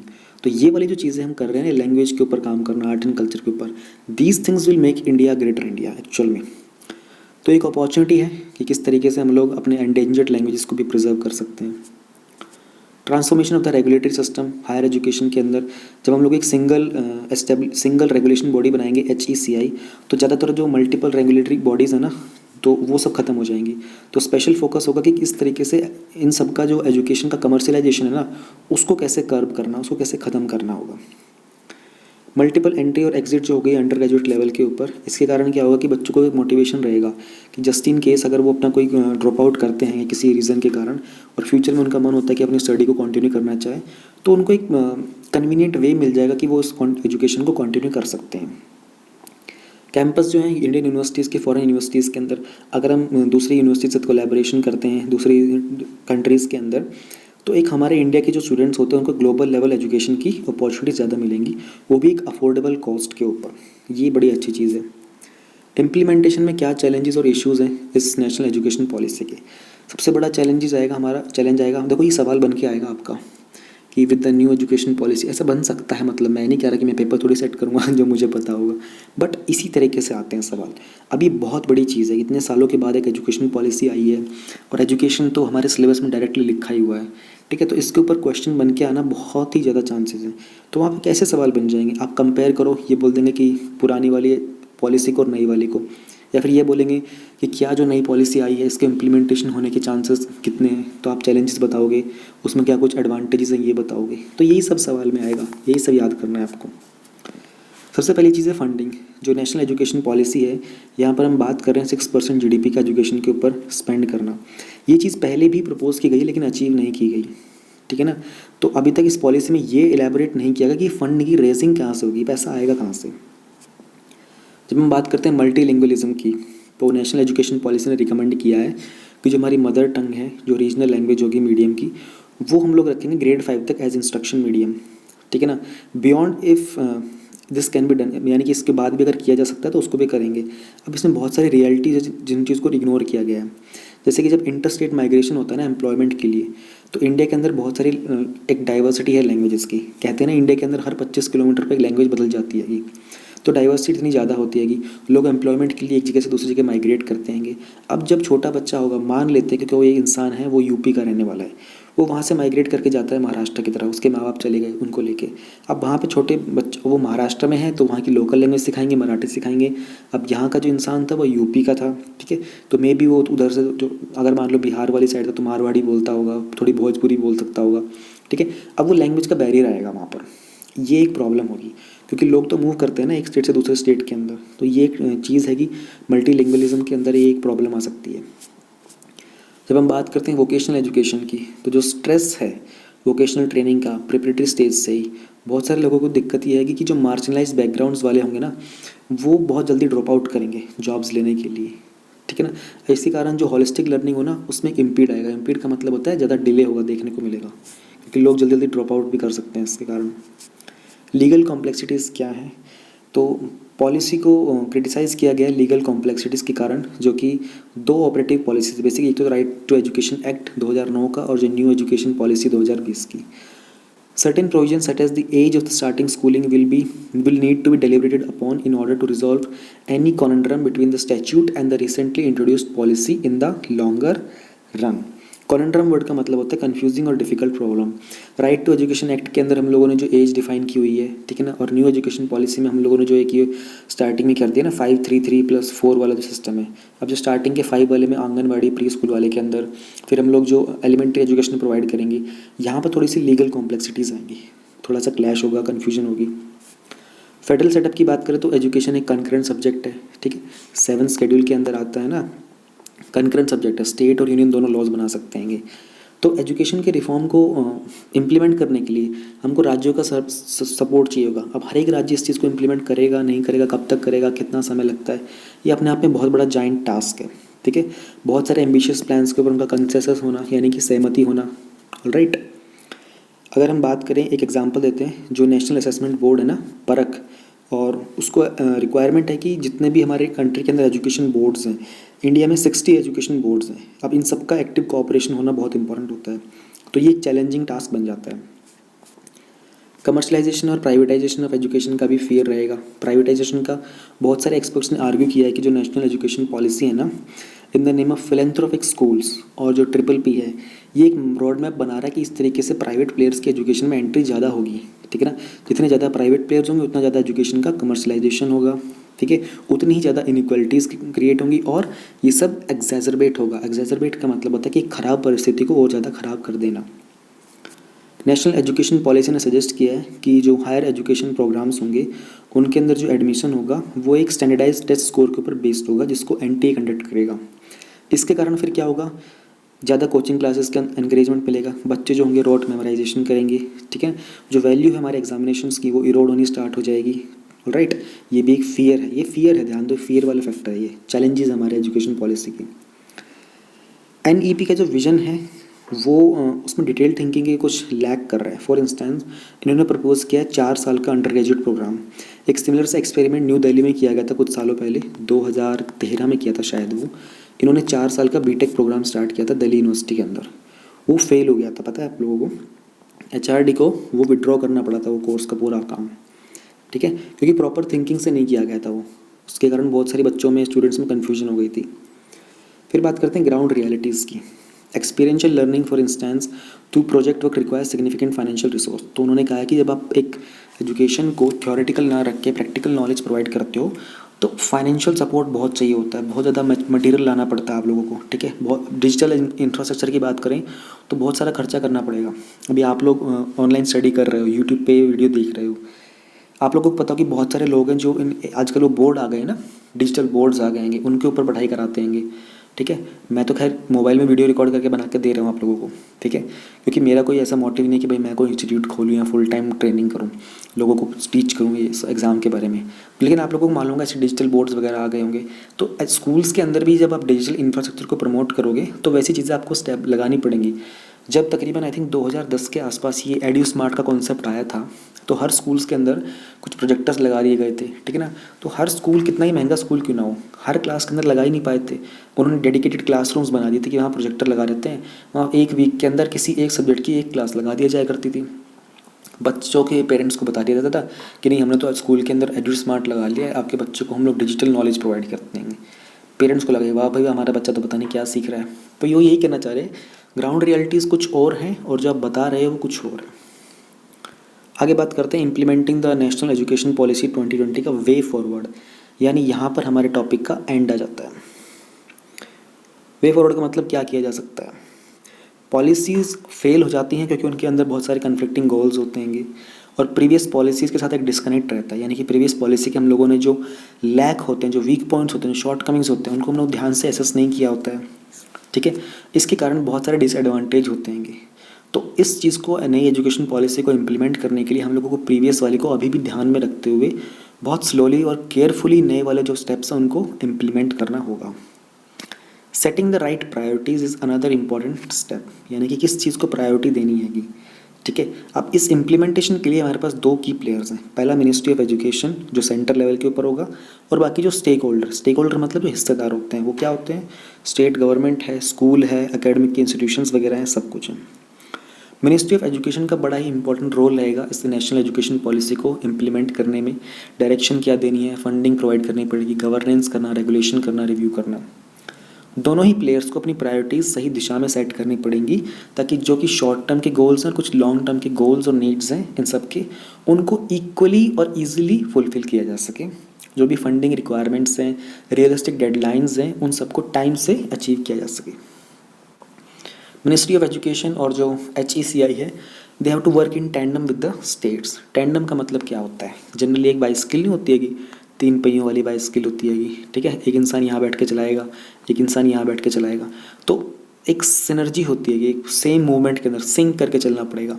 तो मिनिस्ट्री ऑफ एजुकेशन और HECI को स्टेट्स के साथ टैंडम में रहना पड़ेगा, और जो एजुकेशनल इंस्टीट्यूशंस हैं इनके साथ कोलैबोरेट करके रियलिस्टिक और अचीवेबल टारगेट सेट करने पड़ेंगे। प्रोग्रेस को भी ट्रैक करना पड़ेगा। एटीट्यूडनल चेंजेस, यानी कि बहुत सारे जो चेंजेस हैं नेशनल एजुकेशन पॉलिसी के अंदर, इनको अचीव करने के लिए हमको अपने एटीट्यूड को चेंज करना पड़ेगा। डिस्टिंक्टली आउटलाइन करना पड़ेगा चेन ऑफ कमांड को, यानी कि हमारे पास ऐसे लोग चाहिए, गुड टीम प्लेयर्स चाहिए, इसको अडॉप्ट करने के लिए, इम्प्लीमेंट करने के लिए रिस्क टेकर्स चाहिए। ये जो लीडर्स होंगे they need to be self driven and enthusiastic with high integrity. ऐसे लोगों की अगर एब्सेंस होगी सिस्टम के अंदर तो इस पॉलिसी का फेल होना बिल्कुल ही लाजमी है। हम लोगों को की परफॉर्मेंस के इंडिकेटर डिफाइन करने पड़ेंगे, ऑफिशियल्स के लिए भी और मिनिस्ट्री ऑफ एजुकेशन के लिए भी। ठीक है, इनका पीरियोडिक रिव्यू करना पड़ेगा। ऑलराइट, हमको ज़रूरत है कि हमारे पास एक वेल थॉट प्लान होना चाहिए। ठीक है ना, well laid out long term goals होने चाहिए, स्टेप वाइज इंप्लीमेंटेशन हो, शॉर्ट टर्म गोल्स का, लॉन्ग टर्म गोल्स का पीरियोडिक इवैल्यूएशन हो, डेटा ड्रिवन रिव्यू हो, लेजिस्लेटिव रिफॉर्म्स की रिक्वायर होंगी। इन सबको अंडर वैल्यू नहीं कर सकते अगर हम लोगों को इफेक्टिवली नेशनल एजुकेशन पॉलिसी को इम्प्लीमेंट करना है। तो तकरीबन मान के चलो 1 घंटे का डिस्कशन रहा है पूरी की पूरी इस एजुकेशन पॉलिसी के अंदर, लेकिन ये ज़रूरी है क्योंकि बहुत ही बड़ा मुद्दा है इस साल का। नेशनल एजुकेशन पॉलिसी हो गया, CAA हो गया, और 370, दैन ट्रिपल तलाक, सबरीमला, और ये राम मंदिर, एंड और क्या बन गया, डिफेंस के रिगार्डिंग जो डिफेंस प्रोक्योरमेंट की जो वो आई थी, कोविड-19। ठीक है, ये सारी चीज़ें, ये मेजर टॉपिक्स हैं, बड़े बड़े टॉपिक्स हैं। तो इनसे मान के चलो कि क्वेश्चन तो आने ही आने हैं कहीं ना कहीं, किसी ना किसी फॉर्म के अंदर, किसी ना किसी टॉपिक में। कुछ नहीं पता 370 को या फिर सबरीमला को हिस्ट्री में ऐड कर देंगे, या पॉलिटी में ऐड कर दें, या फिर CAA को इंटरनेशनल रिलेशंस में ऐड कर दें, कुछ नहीं पता ना। ये कोविड-19 को हेल्थ में ऐड करेंगे, ये सोशल जस्टिस में ऐड कर सकते हैं, इंटरनल सिक्योरिटी में ऐड कर दें, डिजास्टर मैनेजमेंट में ऐड कर दें, हु नोज़। तो मैं आपको एक आइडिया दे रहा हूँ कि कुछ भी कहीं पर भी ऐड किया जा सकता है। 6.2 role of ASHAs during pandemic. देखो, आशा जो होता है ना, कम्युनिटी बेस्ड फंक्शनरी होती है एक नेशनल रूरल हेल्थ मिशन के अंडर। बेसिकली फीमेल्स होती हैं, ठीक है ना, जो लास्ट माइल तक हेल्थ केयर सर्विसेज डिलीवर करने में सपोर्ट करती हैं। झारखंड के अंदर इनको सहियात बोला जाता है, और न्यूज़ में इसलिए थी क्योंकि इन्होंने वहाँ पर ट्राइबल एरियाज़ के अंदर कोविड-19 में बहुत सारा सपोर्ट प्रोवाइड किया था। आशाज बेसिकली एक फर्स्ट पोर्ट कॉल होते हैं, ठीक है ना, किसी भी तरीके की अगर हेल्थ केयर सर्विसेज प्रोवाइड करानी है, स्पेशली जो डिप्राइव्ड सेक्शंस होते हैं उन लोगों को, वेमेन को, चिल्ड्रन को, जिनको हेल्थ सर्विसेज को एक्सेस लेने में परेशानी हो रही होती है। आशा प्राइमरीली एक वुमेन रेजिडेंट होती है विलेज की, मैरिड भी हो सकती है, विडो भी हो सकती है, डिवोर्स भी हो सकती है, लेकिन एज ग्रुप जो है इनका 25 से 45 साल का रखा जाता है। एक लिटरेट वुमेन होनी चाहिए जिसको फॉर्मल एजुकेशन होनी चाहिए 8वीं क्लास तक, लेकिन अगर कोई क्वालिफिकेशन अवेलेबल नहीं होती है, कोई सूटेबल पर्सन नहीं मिलता उस पर्टिकुलर रीजन के अंदर, तो इस पर्टिकुलर एलिजिबिलिटी को थोड़ा सा रिलैक्स कर दिया जाता है। आंगनवाड़ी वर्कर्स और एएनएम, ये जो ऑक्सिलरी नर्स मिडवाइफ होती हैं, ये रिसोर्स पर्सन्स होते हैं आशा की ट्रेनिंग के लिए। ठीक है, अभी ऑक्सिलरी नर्स वाइफ क्या होती है कि ये विलेज लेवल की फीमेल हेल्थ वर्कर होती है इंडिया के अंदर, जिनको हम लोग बेसिकली आप कह सकते हो ये फर्स्ट कॉन्टैक्ट पर्सन जो होता है किसी भी कम्युनिटी का और एक हेल्थ सर्विसेज का। एएनएम वर्कर्स जो होते हैं ये हेल्थ सब सेंटर्स पे होते हैं। अब ये हेल्थ सब सेंटर क्या होता है, ये एक स्मॉल विलेज लेवल का इंस्टीट्यूशन होता है जहाँ पर प्राइमरी हेल्थ केयर प्रोवाइड की जाती है उस कम्युनिटी के लिए। ये वीकली और फोरनाइटली मीटिंग्स कंडक्ट करते हैं आशा वर्कर के साथ। उनकी एक्टिविटीज़ क्या हुई थी वीकली और फोरनाइटली, वीकली मतलब 7 दिन, फोरनाइटली मतलब 15 दिन। इनकी मेजर ड्यूटीज़ क्या होती हैं, इनका काम होता है काउंसलिंग करना, ठीक है ना। कोई प्रेग्नेंट लेडी होती है उनकी सेफ डिलीवरी के लिए, ब्रेस्ट फीडिंग के लिए, कॉम्प्लीमेंट्री फीडिंग प्रोवाइड करवाने की ज़रूरत पड़े तो, इम्यूनाइजेशन बच्चे के लिए कैसे करवाना है, कॉन्ट्रासेप्शन करवाना है तो क्या करना है, और कोई भी कॉमन इन्फेक्शन से प्रिवेंशन करने के लिए क्या कुछ स्टेप्स लेने चाहिए, वो सब काउंसलिंग करती हैं गाँव के या फिर कम्युनिटी की विमेन को। इनका काम होता है कि अवेयरनेस क्रिएट करना, इन्फॉर्मेशन प्रोवाइड करना कम्युनिटी को, हेल्थ को लेकर, न्यूट्रिशन को लेकर, बेसिक सैनिटेशन और हाइजीन प्रैक्टिसेस को लेकर। ये विलेज के हेल्थ और सैनिटेशन कमेटी के साथ काम करती हैं ग्राम पंचायत के अंदर, ताकि विलेज का एक कॉम्प्रिहेंसिव हेल्थ प्लान डेवलप किया जा सके। आशा जो होती हैं ये प्राइमरी मेडिकल केयर भी प्रोवाइड करती हैं। जो कोई छोटी मोटी बीमारी हो जाती है, छोटी मोटी तो क्या कहेंगे, डायरिया हो गया, फीवर हो गया, ठीक है ना, कोई भी माइनर इंजरी हो जाती है उसमें फर्स्ट एड प्रोवाइड करने का काम होता है। कोविड-19 के अंदर इनका बड़ा ही एक अहम रोल देखने को मिला था, लोगों के अंदर अवेयरनेस क्रिएट करना, ठीक है ना, कैसे वो प्रिवेंटिव मेजर्स लेंगे, कैसे कंट्रोल करेंगे, सोशल डिस्टेंसिंग कैसे मेंटेन करेंगे। मिथ्स और जो भी मिसकंसेप्शन थे कोरोना वायरस को लेकर, कुछ लोग थे जो गर्म पानी को पीने लग रहे थे ये सोच करके कि हाँ टीवी में आ रहा है, व्हाट्सएप पे आया, यूट्यूब पे एक फालतू की वीडियो देख ली थी, गर्म पानी से शरीर के अंदर कोरोना वायरस मर जाएगा ऐसे मिथ्स वगैरह को बस्ट करने का बड़ा ही अच्छा काम करते हैं ये लोग। सर्विलेंस करना है, ठीक है ना, कोई मेडिकल सर्विस प्रोवाइड करनी है अर्बन रूरल एरियाज़ के अंदर, ठीक है, किसी भी हाउस वगैरह का सर्विलेंस करना होता है, साइको सोशल केयर करना हो, स्टिग्मा और डिस्क्रिमिनेशन मिटाने के लिए बड़े ही हेल्पफुल होते हैं ये। इस पूरे कोविड-19 के जो पेंडेमिक था इसमें मैटरनल हेल्थ को लेकर के बहुत सारी इश्यूज़ हो रहे थे, उन सब में सपोर्ट प्रोवाइड करना, ठीक है ना। तो ये जो एएनएम और आशा वर्कर्स होते हैं इनका काम था कि ये कंटिन्यूड केयर प्रोवाइड करें प्रेग्नेंट लेडीज़ को और भी जो न्यू बॉर्न बेबीज़ होते हैं रूरल एरियाज़ के अंदर, उन सब के लिए। हाउस होल्ड सर्वेज़ करना, सर्वेज़ आप लोगों के साथ भी हुए होंगे डेफिनेटली एक क्वेश्चनर आया होगा कि आपने घर में फैमिली में कोई बीमार तो नहीं है, किसी को कोई सिम्टम्स तो नहीं है, कोई इंटरनेशनल ट्रैवल पे तो नहीं था and everything. Tracking, tracing and tracking, जो आशाज हैं इन्होंने बहुत ही मेजर रोल प्ले किया था। टोटल इन ओवरऑल अगर हम इंडिया की बात करें तो 2 फेजेस के अंदर, ठीक है ना, 30.43 लाख माइग्रेंट रिटर्नीस को ट्रैक करने में इन लोगों ने बहुत ही मेजर रोल प्ले किया था। सॉरी यूपी के अंदर, ऑल ओवर इंडिया नहीं, यूपी का डेटा है जो कि इंडिया का one of the major hub है लेबर्स का। एक क्वारंटीन सेंटर्स क्रिएट कैसे करना है, इन आशाज ने बहुत बड़ी हेल्प की थी पंचायत राज डिपार्टमेंट की। आरोग्य सेतु ऐप के अंदर इन्होंने बहुत इसको प्रमोट करने में, इसकी अवेयरनेस जनरेट करने में कम्युनिटीज़ के अंदर बहुत ही हेल्प किया था। तो आशाज को चैलेंजेस क्या फेस करने को मिलते हैं, प्रोटेक्टिव गियर नहीं होता इनके पास, ठीक है ना। इन लोगों को door to door service conduct करने पड़ते हैं, लेकिन इनके पास ऐसे कोई स्टेप्स नहीं होते, क्योंकि देखो यार ये बिल्कुल ही लोअर लेवल के ऊपर, ये ग्रास रूट लेवल के ऊपर काम कर रहे होते हैं। तो यहाँ तक डॉक्टर्स के पास नहीं थे, हमारे हॉस्पिटल से कितनी कंप्लेंट्स आ रही थी, डॉक्टर्स बोल रहे थे हम ट्रीटमेंट करें कैसे, हमारे पास पीपीई नहीं होते हैं। एक प्रोफेशनल स्टिग्मा होता है, ठीक है ना, कि threats of eviction and aggression from the neighbours, they are not being provided with transportation, और फूड नहीं मिलता लॉकडाउन के अंदर, सोशल सिक्योरिटी नहीं मिलती है, क्योंकि बेसिकली एक वॉलंटियर वर्कर्स होते हैं। अच्छा, तो क्या ये वॉलंटियर वर्कर्स होते हैं, इनको सैलरी मिलती है नहीं मिलती? सैलरी मिलती है लेकिन मात्र 2000 रुपये के, ठीक है। तो कास्ट के इश्यूज़ होते हैं, अगर कोई आशा वर्कर जो है वो ऐसी लोअर कास्ट से बिलोंग करते हैं। यार मुझे समझ में नहीं आ रहा, एक बात, आप लोग बनोगे ना कभी ऑफिसर, बनोगे, ऐसे क्यों नहीं बनोगे, तो इस बात को सोचने की कोशिश करना, जब हम ये वर्ड ही रिमूव कर देंगे लोअर कास्ट का, तो मैंने स्टार्टिंग में उसको डिफ़ाइन कर दिया लोअर कास्ट का, तो सुनने वाले को लगेगा कि ये तो कोई छोटी चीज़ है। मतलब जैसे मैं हूँ, जिस जगह पर मैं रहता हूँ, मैं एक ऐसी कास्ट से बिलोंग करता हूँ जिसको अपर कास्ट डिफ़ाइन किया है, उस वर्ड में लिखा है अपर। अगर उस अपर को और लोअर को हटा देंगे तो क्या फ़र्क पड़ जाएगा? इस चीज़ के ऊपर विचार क्यों नहीं होता है? जैसे बात करते हैं विमेन एम्पावरमेंट की ना, एक बात बताओ ना, विमेन डिसएम्पावर कब हुई थी जो तुम विमेन को एम्पावर करने की कोशिश कर रहे हो? एक्चुअल में डिसएम्पावरमेंट तो मेन का हुआ है ना, तो एम्पावरमेंट तो मेन का होना चाहिए। विमेन तो हमेशा से ही एम्पावर्ड थी, वो अपनी जगह पे ठीक है ना, जहाँ पे थी वो वहीं पे है। उन्होंने थोड़ी अपना कोई डिसओरिएंटेशन किया, अपनी जगह से आगे बढ़ के थोड़ी आई या फिर कहीं अपनी जगह से हट गई है वो तो जहाँ थे वो तो बिल्कुल वहीं है ना। मेन है जो डिसएम्पावर्ड है, जिनको एम्पावर करना है।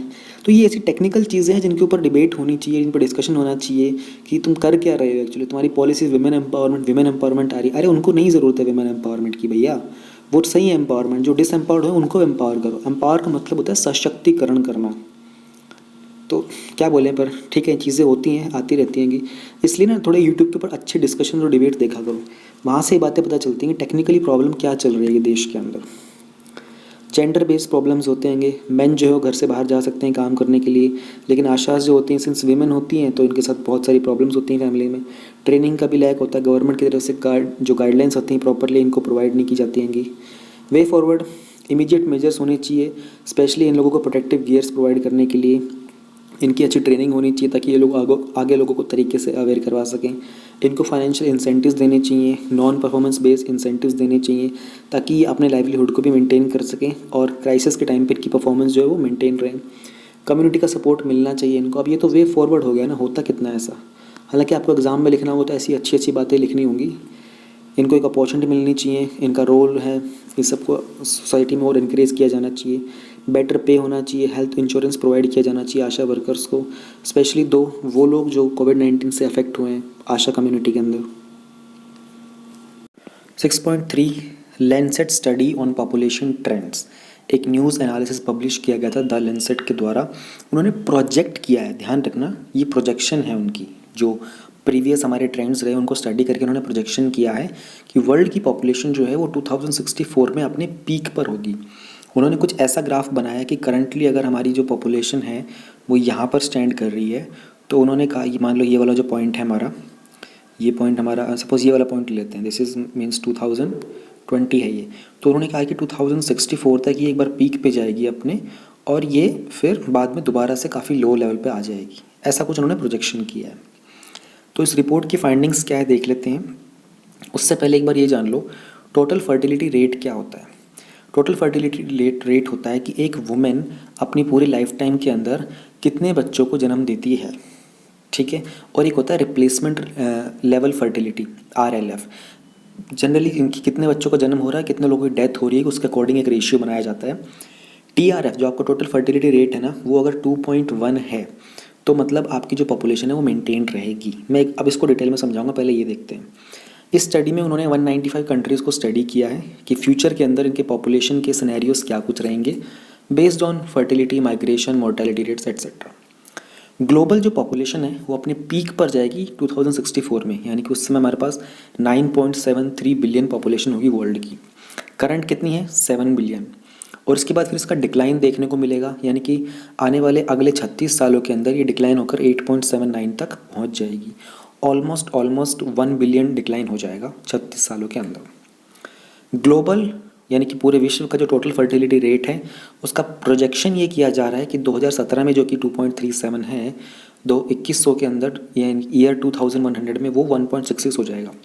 अब जिन लोगों को समझ में नहीं आ रहा कि 1.66 का मतलब क्या है, कि क्या एक औरत अपने पूरे लाइफ टाइम के अंदर 1.6 बच्चों को जन्म कैसे देगी।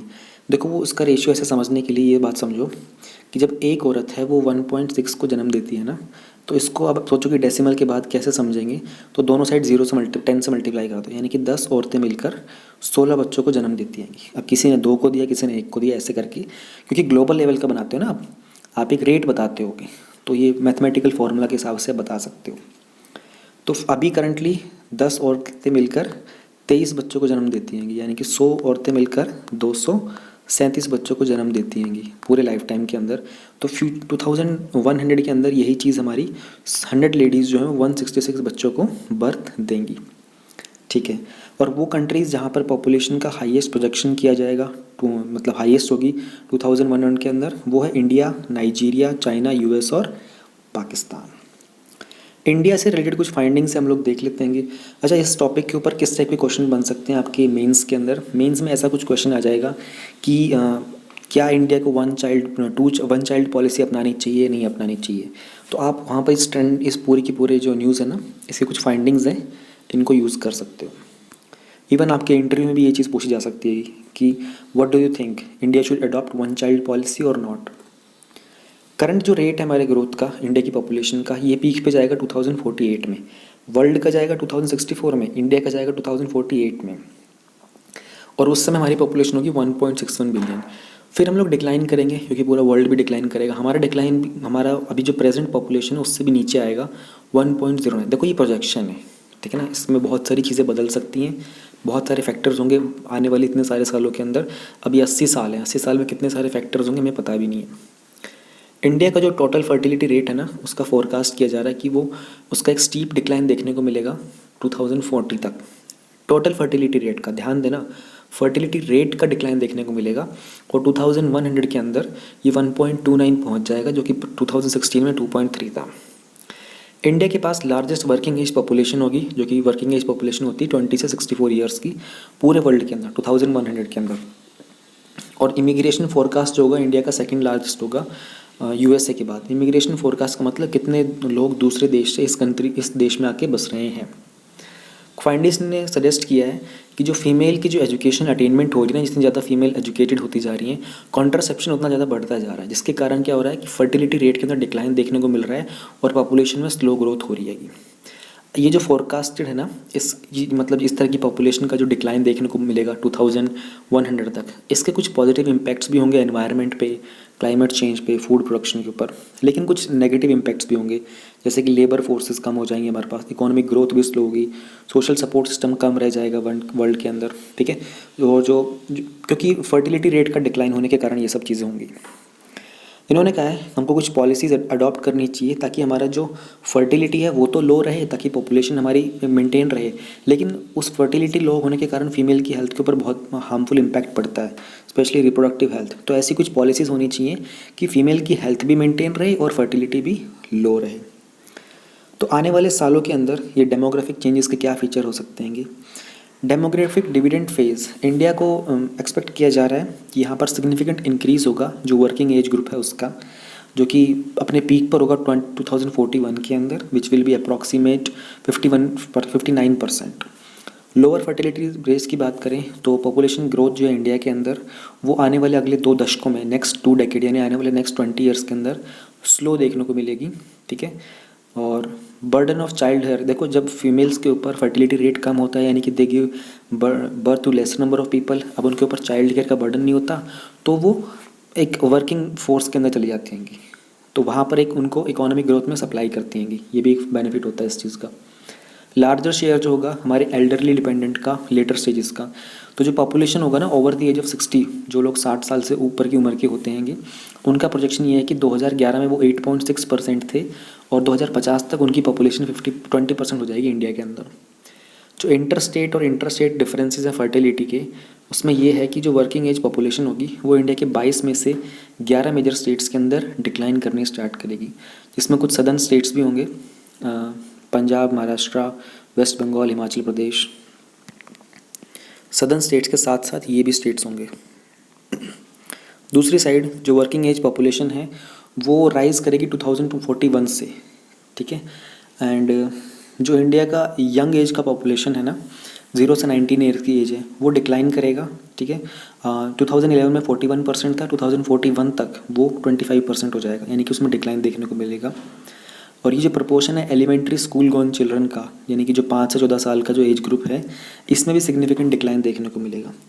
तो इन सब चीज़ों को ध्यान में रखते हुए कुछ पॉलिसीज़ हैं जो इन डेमोग्राफिक ट्रेंड्स को फेस करने में हमारी हेल्प करेंगी।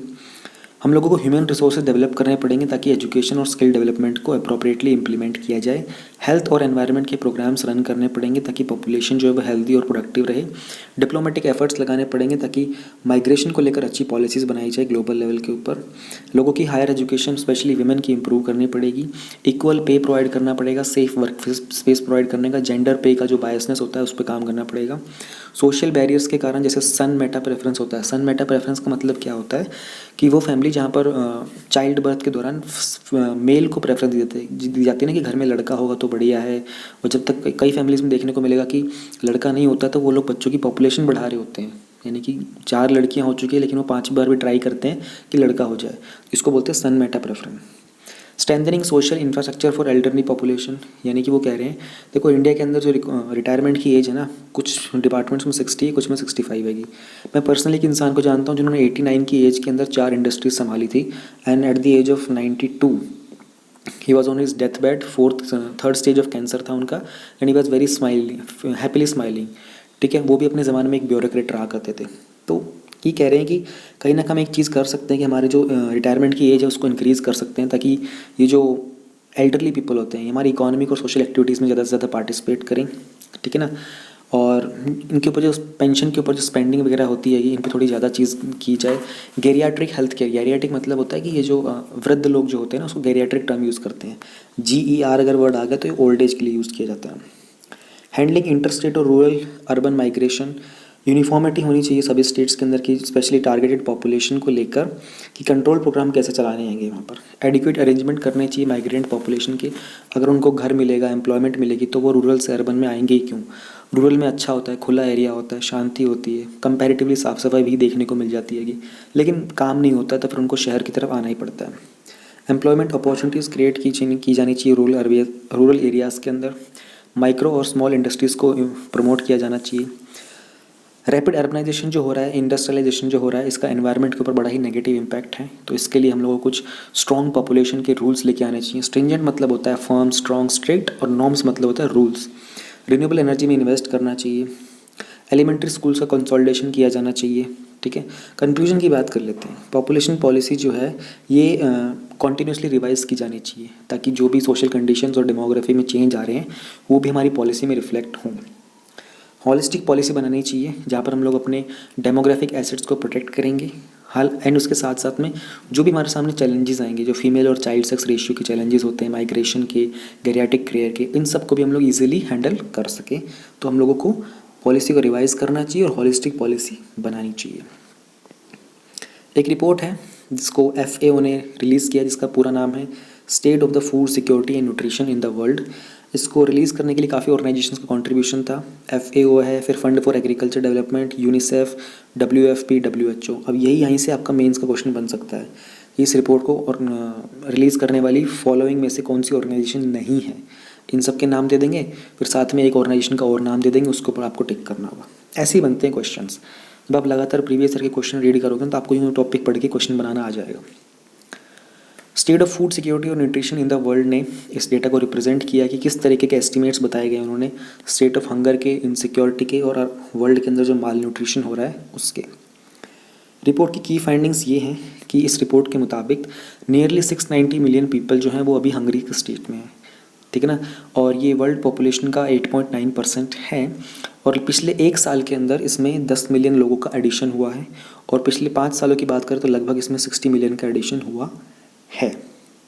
अगर हम लोगों ने बेसिकली हमारे जो टारगेट्स हैं ये ट्रैक पे नहीं है, इसलिए हम लोगों ने जो सस्टेनेबल डेवलपमेंट गोल है ज़ीरो हंगर का, इसको अचीव करना पॉसिबल है। अगर ये इस तरह का ट्रेंड जो करंट जो ट्रेंड चल रहा है हमारी पॉलिसीज़ का वो सेम रहा तो 2030 तक ये 690 जो है ये इंक्रीज़ होकर 840 हो जाएगा। एक एस्टिमेट किया गया है कि 2 बिलियन पीपल वर्ल्ड में ऐसे हैं जिनके पास रेगुलर एक्सेस नहीं है किसी भी तरह का सफिशिएंट और न्यूट्रिशियस फूड का। ये 2019 का डेटा है। जो न्यूट्रिशनल स्टेटस है मोस्टली जो वल्नरेबल पॉपुलेशंस का है वो फ्यूचर में और ज़्यादा डिटेरिएट करेगा, क्योंकि बहुत सारे सोशल इकोनॉमिक इम्पैक्ट हुए हैं कोविड-19 के पैंडमिक के दौरान। इस रिपोर्ट ने हाईलाइट किया है कि जो डाइट की जो क्वालिटी है ना वो बहुत बड़ा क्रिटिकल लिंक होता है फूड सिक्योरिटी के लिए और जो न्यूट्रिशन के आउटकम्स होते हैं। तो जो न्यूट्रिशन के टारगेट्स होते हैं स्पेशली सस्टेनेबल डेवलपमेंट गोल 2 के अंदर उनको अचीव करना उतना ही पॉसिबल हो जाता है, क्योंकि न्यूट्रिशन की जो डाइट का जो न्यूट्रिशन होता है उसको मेंटेन करना पॉसिबल नहीं हो पा रहा है। हेल्दी डाइट्स जो होती हैं बहुत ही अनअफोर्डेबल होती हैं, specially more than 3 billion people इस वर्ल्ड के अंदर है जो हेल्दी डाइट को अफोर्ड नहीं कर पा रहे हैं। अगर हम ऑन एन एवरेज की बात करें तो एक हेल्दी डाइट्स जो होती हैं वो एक नॉर्मल डाइट से 5 टाइम्स ज़्यादा एक्सपेंसिव होती हैगी। अब नॉर्मल डाइट का मतलब होता है कि सिर्फ आप खाना पीना खा के आपका शरीर काम कर सके, उठ सके, बैठ सके, चल सके, इतनी एनर्जी होती हैगी। लेकिन हम हेल्दी डाइट की बात करते हैं तो आपकी बॉडी में इम्यूनिटी स्ट्रॉन्ग हो, आपकी बॉडी के अंदर फुली आपका स्ट्रक्चर ग्रो करे, आपका पूरा ये जो स्केलेटन होता है ये फुली ग्रो करे, स्टंटिंग ना हो, टायर्डनेस ना हो, वो एक हेल्दी डाइट होती हैगी। तो कुछ पॉलिसी ने सजेस्ट भी किया है, इन्होंने जो रिपोर्ट बनाई कुछ सजेस्ट भी किया है कि किस तरीके से हम लोग हेल्दी डाइट्स को और उसी डाइट की अफोर्डेबिलिटी को इंश्योर कर सकते हैं। तो उन्होंने कहा कि ये जो डायरेक्ट और इनडायरेक्ट टैक्सेशन होता है ना हमारे एग्रीकल्चर प्रोडक्शन वगैरह के ऊपर, इस सब को रिमूव कर दिया जाना चाहिए। इसके कारण क्या होता है कि बहुत ज़्यादा एडवर्स इम्पैक्ट होता है हमारे फूड के प्रोडक्शन के ऊपर टैक्सेस के कारण। सोशल प्रोटेक्शन पॉलिसीज़ बनानी चाहिए जो न्यूट्रिशन सेंसिटिव होंगी, ठीक है। स्ट्रॉन्गर पॉलिसीज़ होनी चाहिए हमारे न्यूट्रिशन सेंसिटिव वैल्यू चेन्स के अंदर, जहाँ पर हम लोग उनकी स्टोरेज, प्रोसेसिंग और प्रिजर्वेशन के ऊपर ज़्यादा इन्वेस्टमेंट करेंगे रादर देन उनकी हाईली प्रोसेस्ड फूड्स के ऊपर। पॉलिसीज़ और इन्वेस्टमेंट्स जो हैं इनका फोकस होना चाहिए फूड का जो लॉस हो रहा है उसको रिड्यूस किया जाए, जिसके कारण इसकी फूड की अफोर्डेबिलिटी होती है उसको हम इंक्रीज़ कर सकते हैं। और ये तब किया जाएगा जब हमारा जो टारगेटिंग होगी ना पॉलिसीज़ की, वो फूड सप्लाई चेन के ऊपर होगी, जहाँ पर एक्चुअल में फूड लॉस सबसे बड़ा होता है, ग्रेटेस्ट देखने को मिल रहा होता है। 7th is science and technology, nano technology in agriculture. Recently central government ने कुछ गाइडलाइंस रिलीज़ की थी कि जो भी हमारे नैनो बेस्ड एग्री इनपुट और फूड प्रोडक्ट्स होते हैं इनके एवेल्युएशन के लिए। तो उसको जानने के लिए थोड़ा सा हम लोगों को एक बार नैनो टेक्नोलॉजी के बारे में जानना पड़ेगा। इंडिया के अंदर नैनो टेक्नोलॉजी का एग्रीकल्चर में क्या रोल रहा है। नैनो टेक्नोलॉजी का मतलब होता है ये एक अप्लाइड साइंस एंड टेक का एक फील्ड होता है जिसकी बहुत ही यूनिफाइंग थीम होती है कि किसी भी मैटर को मॉलिक्यूलर लेवल के ऊपर कंट्रोल करना, जिसका स्केल जो होता है वो स्मॉलर देन 1 माइक्रोमीटर होता है और नॉर्मली 1 से 100 नैनोमीटर होता है। ओके, इसके बेनिफिट क्या होते हैं नैनो टेक्नोलॉजी के एग्रीकल्चर के अंदर। एक एग्रीकल्चर में ध्यान देना, न्यूट्रिएंट का जो रन ऑफ होना होता है ना, कोई भी न्यूट्रिएंट होता है वो ग्राउंड में रन ऑफ हो जाता है क्योंकि उसमें जो केमिकल इनपुट्स होते हैं वो बहुत ही बल्क फॉर्म में होते हैं। तो नैनो न्यूट्रिएंट्स जो होते हैं बहुत ही स्मॉल साइज़ में होते हैं, इसलिए वो उसका जो एनवायरमेंटल पॉल्यूशन हो रहा होता है ना उसके कारण उसको रिड्यूस कर देते हैं। प्रोडक्टिविटी इंक्रीज़ करने में हेल्प करते हैं क्योंकि क्रॉप की प्रोटेक्शन बेटर हो पाती है। सॉइल की फर्टिलिटी को इंक्रीज़ करने में हेल्प करते हैं, ठीक है। सस्टेनेबल एग्रीकल्चर प्रोवाइड करने में हेल्प करते हैं। सस्टेनेबल एग्रीकल्चर का एक डायरेक्ट कनेक्शन बनता है हमारे जो टारगेट है हमारा डबलिंग फार्मर इनकम बाय 2020 और जो नेशनल मिशन है हमारा सस्टेनेबल एग्रीकल्चर का। देखो ये टॉपिक है ना, बहुत हद तक ये टॉपिक आपका प्रीलिम स्पेसिफिक है। इस टॉपिक के अंदर बहुत ही कम चांसेस होंगे कि ये मेंस में बन के आएगा आपके लिए। नैनो टेक्नोलॉजी को ध्यान में रखते हुए हम लोगों ने 2007 के अंदर एक नेशनल नैनो मिशन स्टार्ट किया था और ये department of science and technology जो है वो इसकी नोडल एजेंसी है। नोडल एजेंसी का मतलब होता है एग्जीक्यूटिंग एजेंसी, रिस्पॉन्सिबल एजेंसी इस पूरे नैनो मिशन को लॉन्च करने के लिए। इस मिशन का काम है कि किस तरीके से हम लोग नैनो टेक्नोलॉजी को सेफ़ ड्रिंकिंग वाटर में, मटेरियल डेवलपमेंट में, सेंसर डेवलपमेंट और ड्रग डिलीवरी में यूज़ कर सकते हैं। अब ड्रग डिलीवरी का ध्यान रखना, ड्रग डिलीवरी का मतलब ये वो नशीली वाली ड्रग्स नहीं होती, ये मेडिसिन होती हैं। बहुत सारे लोगों को इसमें डिफरेंस पता ही नहीं होता है। तो इस पूरे के पूरे गाइडलाइंस के अंदर उन्होंने क्या कुछ हाइलाइट्स दिए हैं। पहली बात तो गाइडलाइंस किस किस के ऊपर अप्लाई होती है, वो 3 चीज़ें होती हैं। एक तो हमारे जो सेंसर्स होते हैं, जो नैनो मटेरियल्स, जो नैनो कंपोजिट्स होते हैं, नैनो एग्री प्रोडक्ट्स होते हैं और नैनो एग्री इनपुट प्रोडक्ट्स होते हैं। एक बार इनकी डेफिनेशन जान लो, ठीक है। और ये कन्वेंशनल जो प्रोडक्ट्स थे ना और जो फॉर्मुलेशन थी जहाँ पर नेचुरल नैनो मटेरियल प्रेजेंट होते हैं उस पर अप्लाई नहीं होता, सिर्फ ये 3 चीज़ों पे अप्लाई होता है। इन 3 चीज़ों को एक बार थोड़ा सा समझ लेते हैं। नैनो मटेरियल क्या होता है? कोई भी मटेरियल जिसकी रेंज होती है 1 से 100 नैनोमीटर तक की, एटलीस्ट किसी एक डायमेंशन के अंदर, ठीक है ना। इसमें बहुत सारी इम्प्रूव्ड प्रॉपर्टीज़ होती हैं। नैनो मटेरियल की जो प्रॉपर्टीज़ होती हैं उनको इम्प्रूव कर दिया जाता है पर्टिकुलर डायमेंशन के अंदर। इवन उसकी जो अगर डायमेंशन है वो नैनो स्केल रेंज से बाहर पड़ती है अप टू 1000 नैनोमीटर तक। फिर हमारे पास आते हैं नैनो एग्री इनपुट प्रोडक्ट्स, ठीक है। ये एग्रीकल्चर इनपुट प्रिपरेशंस होती हैं। इसके अंदर नैनो मटेरियल्स होते हैं तीनों में से किसी एक डायमेंशन के। 3 डायमेंशन कौन सी हैं? 0, 1 और 2 नैनो स्केल के ऊपर, ठीक है ना। इनके इंटेंशन क्या होती है एप्लीकेशंस के लिए? क्रॉप्स के अंदर इनको यूज़ करते हैं हम लोग फार्मिंग में, सॉइल के थ्रू, सीड के थ्रू, ठीक है ना। फोलियर होता है और ड्रिप होता है, बाकी बहुत सारे मीन्स होते हैं, वहाँ पर हम लोग यूज़ करते हैं NAIP को। फिर होता है हमारा नैनो एग्री प्रोडक्ट्स। ये भी वही 3 कैटेगरीज़ के अकॉर्डिंग ही होते हैं, 0, 1 और 2 होता है नैनो स्केल के ऊपर। लेकिन इनका जो जनरल यूज़ होता है वो हमारा कंजप्शन में भी हो जाता है, यानी कि फूड सप्लीमेंट के अंदर भी, और एज वेल एज जो हमारा न्यूट्रास्यूटिकल डिलीवरी होती है उसमें भी यूज़ होता है। तो ये गाइडलाइंस जो गवर्नमेंट ने रिलीज़ की है वो इनके लिए रिलीज़ की हैं, ठीक है। ऑब्जेक्टिव क्या है? रिसर्चर्स की हेल्प करना कि प्रोडक्ट्स का डेवलपमेंट हो एग्रीकल्चर का ह्यूमन कंजप्शन के अंदर नैनो टेक्नोलॉजी को यूज़ करके, प्लस में इसकी क्वालिटी और सेफ्टी को रेगुलेट करना। जो भी हमारी एग्रीकल्चर में जो फूड प्रोडक्शन हो रहा है नैनो टेक्नोलॉजी को लेकर, उसको रेगुलेट करना। इंडियन इनोवेटर्स को और इंडस्ट्रीज़ को इनक्रेज करना कि वो जो नई नैनो बेस्ड फॉर्मुलेशंस है और प्रोडक्ट्स हैं इनको डेवलप करें और इनको यूज़ करें। अब ये जो गाइडलाइंस हैं इनमें रेगुलेशन जो होगी NAIP की और NAP की, वो होगी इनकी सेफ्टी, एफिकेसी, फंक्शनैलिटी, टॉक्सिसिटी और बाकी जो क्वालिटी डेटा होता है इनके लिए किस किस के अंडर होंगी। ये 4-5 चीज़ें आपको मालूम होनी चाहिए। यही आपके प्रीलिम्स में क्वेश्चन आएंगे बन के घूम फिर के। फर्टिलाइज़र ऑर्डर है, एसेंशियल कमोडिटीज़ एक्ट है, इंसेक्टिसाइड एक्ट है, फूड और ड्रग एडमिनिस्ट्रेशन गाइडलाइंस है, food and safety standards act है, कैटल फीड एक्ट है, फूड एंड सेफ्टी स्टैंडर्ड्स है, FSSAI का, इन सब के उनके ऊपर कंडक्ट होगा ये। इम्प्लीमेंटेशन स्टैंडर्ड्स की अगर बात करते हैं तो BIS आपको मालूम होगा, जो ब्यूरो ऑफ इंडियन स्टैंडर्ड्स है, एक स्टैंडर्ड बॉडी है जो कि मिनिस्ट्री ऑफ कंज्यूमर अफेयर्स के अंडर काम करती आएगी। ये कंडक्ट करेगी सारे इम्प्लीमेंटेशन को। नैनो टेक्नोलॉजी को लेकर एग्रीकल्चर में बहुत सारे कंसर्न्स भी होते हैं। एक होता है फाइटोटॉक्सिसिटी। फाइटोटॉक्सिसिटी का मतलब होता है जनरली प्लांट्स के ऊपर जो आपके पेड़ पौधे होते हैं, अगर आपके घर में पेड़ पौधे होंगे, अगर आप उस पर ज़्यादा फंगीसाइड, इंसेक्टिसाइड यूज़ करते हो, केमिकल ज़्यादा यूज़ करते हो, तो उसके ऊपर जो उसके लीव्स वगैरह होते हैं ना, उनके अंदर वो ख़राब होने स्टार्ट हो जाते हैं, ठीक है ना। तो इस ज़्यादा केमिकल यूज़ होंगे, ज़्यादा नैनोमीटर भी यूज़ हो जाएंगे, तो उसका एनवायरनमेंट के ऊपर भी एक बहुत ही पॉसिबल एडवर्स इफेक्ट होगा। नॉट जस्ट एनवायरनमेंट के ऊपर, इवन जो वर्कर्स होते हैं उनके ऊपर भी इसका एक एडवर्स इम्पैक्ट हो सकता है। जो हमारे नैनो सेंसर्स होते हैं उनका फैब्रिकेशन करना, उनका वैलिडेशन करना, ठीक है ना, उनके एनवायरनमेंट और हेल्थ के ऊपर क्या कॉन्सिक्वेंसेस हो सकते हैं कि जो भी नैनो मटेरियल किसी डिवाइस से अगर रिलीज़ हो जाता है तो उसका, ये सब कुछ प्रॉब्लम्स होती है, कुछ कंसर्न्स आएंगी।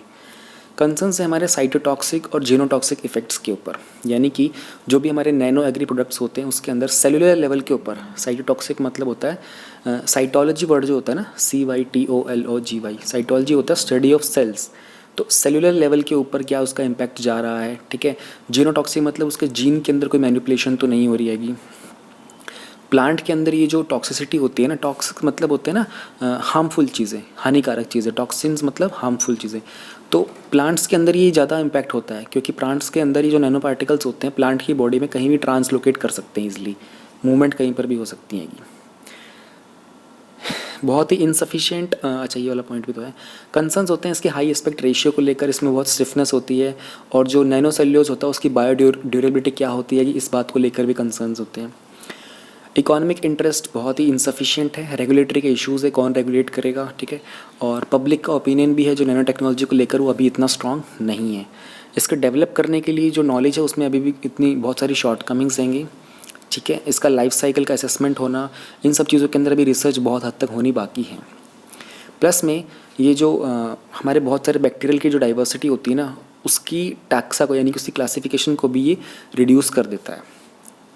तो ये हमारा टॉपिक हो गया। नेक्स्ट चलते हैं 7.2 एक्सेलरेट विज्ञान। Science and engineering research board, उन्होंने एक एक्सेलरेट विज्ञान करके एक स्कीम लॉन्च की है साइंटिफिक रिसर्च को थोड़ा सा पुश करने के लिए। अभी कौन है SCRB? ये एक बोर्ड है जिसको हम लोगों ने SCRB एक्ट 2008 के अंदर सेटअप किया था। ये भी हमारे department of science and technology के अंदर आता है।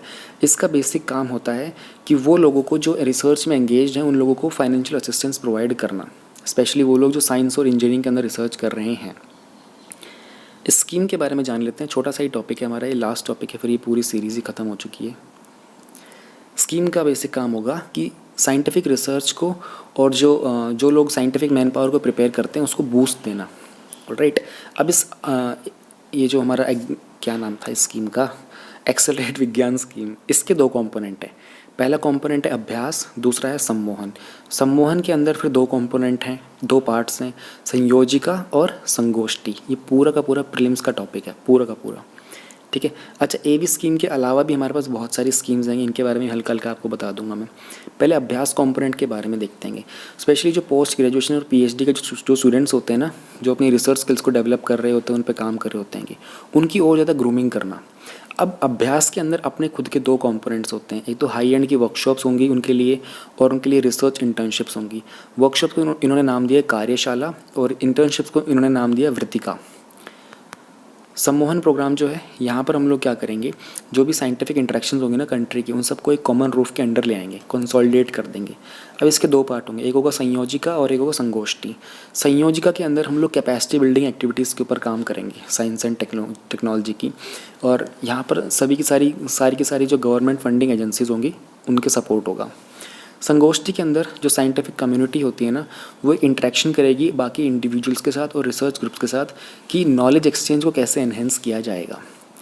इस पूरे की पूरे स्कीम का जो एम है वो है कि गार्नर करना, मतलब कलेक्ट करना एक सोशल रिस्पॉन्सिबिलिटी को और साइंटिफिक कम्युनिटी को जो इंडिया के अंदर रिसर्च और डेवलपमेंट को फर्दर प्रमोट करे। यहाँ पर ये एक वीडियो ख़त्म होती है। पूरी की पूरी सीरीज़ जो है ख़त्म हो चुकी है। ये वाली मैंने जानबूझ के लेट बनाई 31 मतलब लास्ट मंथ के लास्ट में प्रपोज करने के लिए। और ये जो न्यूज़ इन शॉर्ट है ये तो मैंने आप लोगों को बता ही रखा है, इसकी तो सीरीज़ अपलोड होने वाली हैगी। ठीक है, फिनिश करते हैं इसको। Thank you very much.